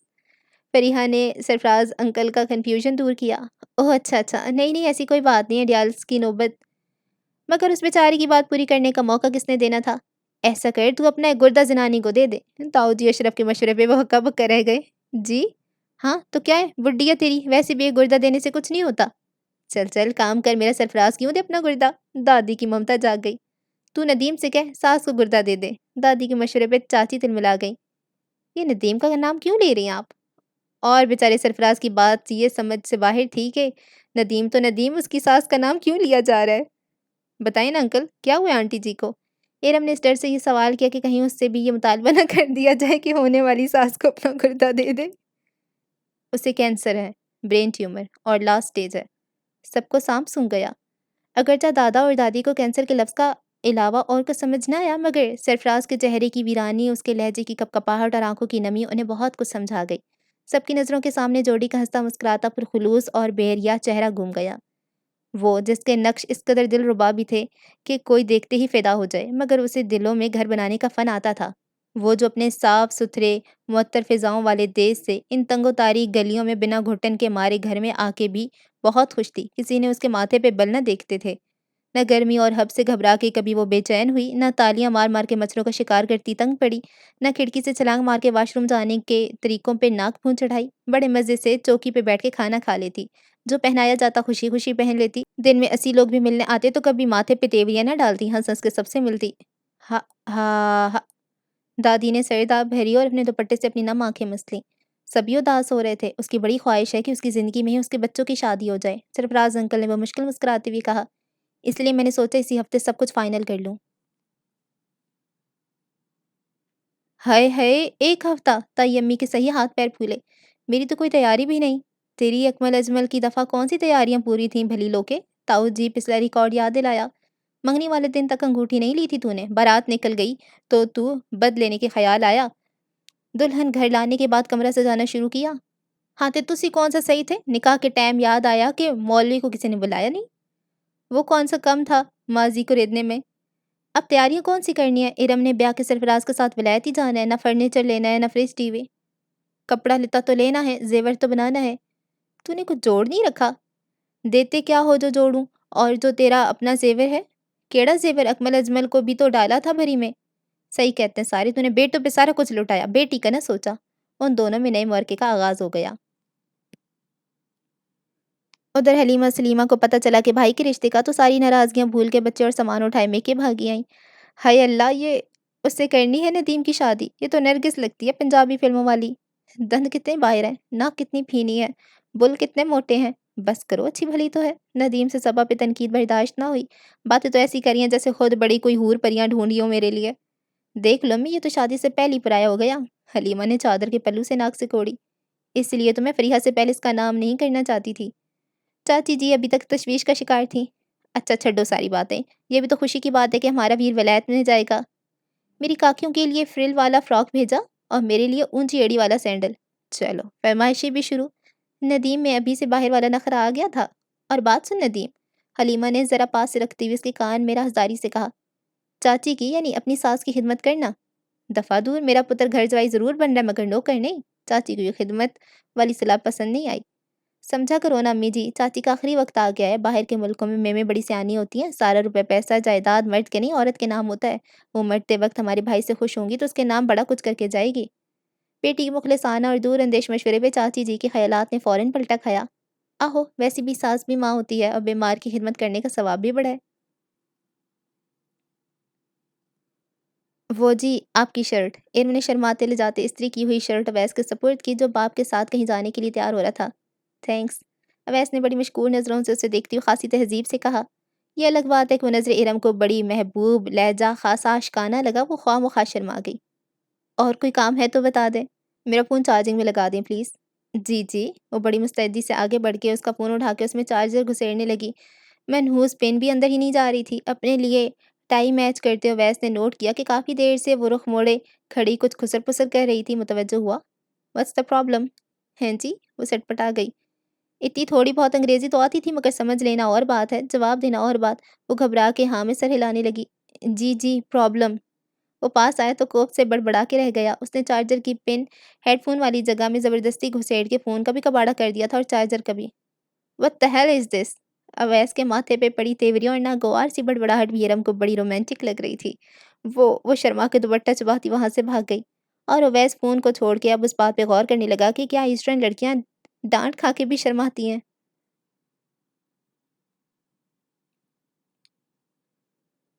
آیا لاڑیے نی تیرا سحریاں والا ویاہ ہونا آیا۔ صبا الگ حواس بختہ تھی اسے دیکھتی۔ حلیمہ سلیمہ مسکرا کے یہ راگ کیوں لاپنے لگتی ہیں؟ آپ میرا مذاق بنا رہی ہیں؟ آخر اس نے ڈرتے ڈرتے پوچھ ہی لیا۔ ہائے اللہ، مذاق کیوں، ہم تو شگن کے گیت گا رہے ہیں۔ یہ کون سا شگن ہے؟ کون سا؟ یہی شگن۔ بھائی میرا مطلب ہے خوشی کے گانے، شادی بیاہ کے گیت۔ تم دلہن بننے والی ہو، تمہاری شادی ہونے والی ہے تو ہم ذرا ریہرسل کر رہے ہیں۔ اوہ آئی سی، وہ قدرے ریلیکس ہوئی مگر حلیمہ سلیمہ اتنی ہی بے آرام۔ بھائی کیسی دیدہ ہوائی ہے، اپنی شادی کا سن کے نہ شرمائی نہ گھبرائی، سکون کی سانسیں بھر رہی ہے۔ حلیمہ نے سلیمہ کے کان میں سرگوشی کی۔ ہاں تو باہر کی جو ہوئی، اب اتنا تو دل مار نہیں پڑے گا نا ہمیں۔ سلیمہ نے اس کے ہاتھ دبا کر مصلحتاً صبا کی بے حیائی پی جانے کا مشورہ دیا۔ بعد میں دونوں بہنوں نے اس درد مشترک پہ سر جوڑ کے جذباتی سا مذاکرہ کیا۔ ہائے ہائے، کیا سوچا تھا، بھابھی آئے گی، خوب دنگل لگیں گے، میکے آنے کا سواد آیا کرے گا، بڑے دند کھٹے کریں گے اس کے۔ روبینہ بھابھی اور مسرت بھابھی تو ایک سگی بھرجائیاں ہیں، دوسری بڑی تیز ہیں بھائی، انہوں نے ہمیں کبھی جیتنے ہی نہیں دینا۔ سارا دن باہر رہنے کے بعد جب سرفراز انکل اور اویس واپس لوٹے تو خوشی سے ان کے چہرے کھلے ہوئے تھے، ہاتھ میں مٹھائی۔ دادی کی نظر کمزور تھی تو کیا ہوا، سونگھ رہی گھی ابھی تک بہت بیدار تھی۔ انہیں دور ہی سے دیسی گھی کے بنے پتیسے کی خوشبو آ گئی۔ نہیں، سرفراز مٹھائی لایا، بولا ندیم کو فون کر کے، اسے کیا ہے پیو کے لے کے آگے جلدی گھر پہنچے، چاچا سے شگن دینے والا ہے۔ انہوں نے چاچی جی کو فون کرنے بھگایا اور تائی جی نے ارم کو میک اپ کرنے، منہ پہ پوچھا مار کے لپسٹک شپسٹک لگا لے۔ اویس کے ہاتھ میں ڈبے بھی ہیں، منگنی کا جوڑا اور انگوٹھی لے آیا ہوگا۔ پورے گھر میں بھگدڑ مچ گئی۔ دادا جی کی شوگر کے باوجود سرفراز نے ان کے منہ پہ پتیسے ٹھونسے۔ ابا جی منہ تو میٹھا کریں، آپ کے پوتے اور پوتی دونوں کی بات پکی ہو گئی ہے۔ لے، پوتے اور پوتی، پوتیاں اور پوتے کیا، میرے لیے تو چاروں بچوں کی خوشی ایک برابر ہے۔ چاروں کی؟ آہو، اویس کی، صبا کی، ندیم کی اور ارم کے نصیب کھلنے کا تو میں بڑے سالوں سے انتظار کر رہا تھا۔ چلو اچھا ہے، اپنی زندگی میں اس کو ووٹی بنا دیکھ لوں گا۔ اور ندیم کا بوتھا بھی ہر ویلے بنا رہتا تھا۔ اس کی سیانی بیانی باتوں نے ضد جو باندھی ہوئی تھی کہ پہلے فریحہ کی شادی پھر ندیم کی، چلو اس کی بھی ضد ٹوٹی۔ ارے واہ، ندیم اور ارم کی بھی شادی کریں آپ لوگ؟ سرفراز نے چہ کے کہا تو سب مٹھائی منہ میں بھرے کبھی ایک دوسرے کو تو کبھی سرفراز کو تکنے لگے۔ مگر ابا جی، ارم تو ندیم سے کچھ سال بڑی نہیں ہے؟ ان کے دبے لفظوں میں اٹھائے اعتراضات کو انہی کے سپوت نے مکھی کی طرح اڑا دیا۔ سو واٹ ڈیڈ، اتنا تھوڑا بہت ایج ڈفرنس تو چلتا ہے، کیوں دادی؟ آئی تھنک ارم ندیم کے ساتھ سوٹ کرے گی۔ دادی کی منہ میں چم چم اور آنکھوں سے آنسو چھم چھم۔ اوہو امی، اس میں رونے کی کیا بات ہے؟ ارم رخصت ہوگی بھی تو کون سا آپ کے پاس سے جانے والی ہے، یہیں تو رہیں گے دونوں بچے۔ ارم کا ولایت جانے کا جہاز ٹھس کر کے نیچے گرا۔ یہ بھی اچھا ہے کہ میرے ہوتے ہوئے یہ شادیاں کر دیں گے آپ لوگ، بلکہ صبا اور اویس کی شادیوں کے ساتھ ہی یہ شادی بھی رکھ دیں۔ صبا اور اویس کی شادی؟ سب سے پہلے تاؤ جی نے اپنے حلق میں پھنسے میسو کو آگے نکلا۔ اف، بڑا چھیل کے نکلا تھا کم وقت۔ ہاں، آپ کو بتایا تھا نا کہ ابھی فیصلہ نہیں کر پا رہا، اس لیے اویس کو لے گیا لڑکی سے ملوانے، اسے پسند آئی تو وہیں ہاں کر دی۔ اب سارے نہ تو مٹھائی نگلنے جوگے نہ اگلنے جوگے۔ دادا جی نے تیسرا راستہ نکالا اور مٹھائی بھرے منہ کے ساتھ پوچھا، اوئے تو کہہ رہا تھا ادھر صبا کے رشتے کے لیے آ رہے؟ جی؟ مٹھائی بھرے منہ سے نکلے لفظ حرام ہے جو پلے پڑے ہوں تو۔ دادا جی نے پتیسے کا چبایا ہوا گتاوا پرے تھوکا اور پھاڑ کھانے کے انداز میں اپنا سوال دہرایا۔ ہاں تو رشتے کرنے ہی تو آیا تھا؟ اور وہ بٹا سٹا؟ ہاں، جہاں صبا کے رشتے کی بات چلیے ان کی بھانجی کے لیے اویس کا کہہ رہے تھے وہ۔ کون وہ؟ تاؤ نے دانت کچکچا کے پوچھا۔ بس نہ چل رہا تھا، وہ کو چوک پہ کھڑے کر کے پھینٹی لگوائیں۔ میرا ایک دوست ہے وہاں میرے ساتھ، اس کی فیملی یہیں پاکستان میں رہتی ہے۔ ان کا بیٹا اب میرا ہونے والا داماد ہے، انجینئر ہے، بہت قابل، بہت خوبرو، اور اس کی بیٹی جس سے اویس کا رشتہ طے کیا ہاؤس جاب کر رہی ہے۔ دروازے سے اندر داخل ہوتا ندیم وہیں بت بن گیا، ہاتھ میں پکڑے امرت سری لڈو ایک ایک کر کے نیچے گر گئے۔ اس ولائٹی ٹینڈے نے بڑا برا بدلہ لیا ہے۔ سہیل چاچا جی پریشر کوکر بنے چوں چوں کھیڑتے پھر رہے تھے سارے صحن میں۔ سرفراز انکل کی ساری فیملی ان کے ہونے والے سمدھیوں کے ہاں ڈنر پہ انوائٹ تھی۔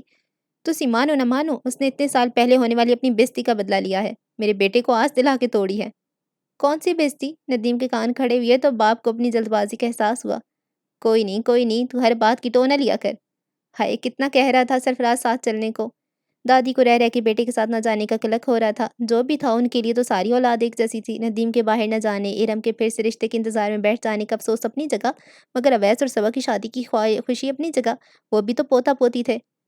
ہماری دشمنوں کے گھر جا کے کھانا کھانے کے بڑے ارمان ہیں آپ کو؟ تائی جی بلک بلک گئیں۔ اندر ارم کا رو رو کے برا حال تھا۔ ندیم تو خیر بڑھاس نکال چکا تھا غائبانہ طور پہ چاچے کے سارے خاندان کو کوسنے دے کر۔ اجمل ان کو نماز شکرانہ پڑھنے کے مشورے دے رہا تھا کہ فرنگیوں سے گہرا رشتہ کرنے سے بچ گئے۔ اکمل حسب عادت سارے معاملے کو مٹی پاؤ کہہ کے نظر انداز کرتا الحمرا چلا گیا دیدار کا شو کرنے۔ شام کو سرفراز کی واپسی ہوئی تو سب کے منہ پھولے ہوئے تھے، ان میں سے کسی کو اپنے سلام کا بھی تسلی بخش جواب نہ ملا۔ آپ لوگ بھی چلتے تو میرے سمدھیوں سے مل لیتے، بڑے اچھے لوگ ہیں۔ لعنت دفع دور، سب نے بآواز بلند کہا تو سرفراز انکل حیران رہ گئے۔ نہیں، یقین کریں بڑے اچھے لوگ ہیں۔ ہوں گے تو اپنے گھر ہوں گے، سانو کی۔ اچھا، میں نے تو سوچا تھا آپ لوگ ایک بار ان سے مل لیتے۔ ساڑی ملتی ہے جتی، تائی جی نے لہجے میں دنیا جہاں کی بیزاری بھر کے کہا۔ مگر میں تو چاہتا تھا بھابھی آپ ضروری ملیں۔ کیوں؟ تیوری چڑھا کے پوچھا۔ ظاہر ہے آپ لڑکی کی ماں ہیں، ساس کے بارے میں جو فیصلہ کرنا ہے آپ نے ہی سوچ سمجھ کے کرنا ہے۔ ہے؟ گفتگو کا رخ بدلنے پہ سب ٹھٹکے۔ دیکھو سرفراز، پہلی بھی تیریاں گھمن گھیریاں باتوں سے بڑی غلط فہمیاں ہوئی ہیں، اب تو باز آجا، سیدھی اور صاف بات کر۔ سیدھی بات ہی تو کر رہا ہوں، صبا کے ہونے والے شوہر کا بڑا بھائی یعنی جیٹ، وہ اب تک کنوا رہا ہے، کچھ سال پہلے اس کا نکاح ہوا تھا مگر رخصتی سے پہلے طلاق ہو گئی، انہیں ارم جیسی گھریلو اور پیاری بچی چاہیے، میں تو چچا بن کے اپنے طور پہ رشتہ تقریباً آدھا طے کر آیا تھا، اب آپ کہہ رہے ہیں کہ ہیں ارم کے لیے رشتہ؟ کون ہے؟ کیا کرتا ہے؟ وکیل ہے، پڑھا لکھا ہے، عمر 34 سال ہے مگر دیکھنے میں کم عمر لگتا ہے، کھاتے پیتے لوگ ہیں، صاحب جائیداد ہیں۔ نی مسرت سرفراز کے لیے کشمیری چائے گرم کر کے لا، دادی نے پکارا۔ نالے گاجر دا حلوہ، اب کے تایا جی چلائے۔ ندیم نظر نہیں آ رہا؟ اویس کے پوچھنے پہ سب بغلے جھانکنے لگے کہ اب کیا بتاتے کہ ندیم ان کے آنے کا سنتے ہی کمرہ بند کر کے بیٹھ گیا۔ ڈیڈ آپ نے اسے بتا دیا کہ وہ سب میرے ساتھ جا رہا ہے؟ میں بتانے والا تھا۔ سہیل ندیم سے کہنا کل ذرا جلدی جاگ جائے، اویس کے ساتھ ایمبیسی جانا ہے اسے۔ ایمبیسی؟ ہاں میں اسے اسپانسر کر رہا ہوں، میں نے اس کی باتوں سے اندازہ لگایا ہے کہ اسے باہر جانے کا بہت شوق ہے۔ اور یہ اندازہ بالکل ٹھیک لگایا تھا انہوں نے، اسے صبا سے زیادہ دلچسپی اس کی نیشنلٹی تھی، شادی کا کیا ہے وہ تو باہر جا کے کسی سے بھی ہو جائے گی، یوں جسے جو چاہیے تھا وہ مل گیا، چاہے اس طرح نہ صحیح اسی طرح صحیح، غرض کے رشتوں کی غرض پوری ہونی چاہیے، غرض پوری ہو جائے تو سب مان جاتے ہیں، نہ پوری ہو تو اچھا جی، تو ہو گئی کہانی ختم، مجھے تو بہت اچھی لگی ہے۔ ہاں، بہت فنی تھی۔ اس میں نا یہ جو کافی ساری جو چیزیں تھیں ان سے میں ریلیٹ کر پا رہی تھی کیونکہ میرا جو علاقہ ہے اور اسپیشلی جو میرا گاؤں ہے، وہاں پہ لوگ اتنے سادہ ہیں میں آپ کو بتا نہیں سکتی۔ تو جتنے یہ لوگ سادہ ہیں اس سے تو کچھ زیادہ ہی سادہ ہوں گے میرے گاؤں والے۔ تو مجھے بہت زیادہ ہنسی آ رہی تھی۔ بہت سی چیزیں بولنے میں مجھے مشکل ہو رہی تھی تو میں نے بہت ساری مسٹیکس کی ہوں گی پکا یقیناً، لیکن خیر ہے آپ لوگ میری مسٹیکس کو درگزر کر دیتے ہیں، اس کے لیے آپ کا بہت شکریہ۔ اچھے اچھے ناول سننے کے لیے چینل کو کر لیں سبسکرائب، دعاؤں میں یاد رکھیں۔ اللہ حافظ۔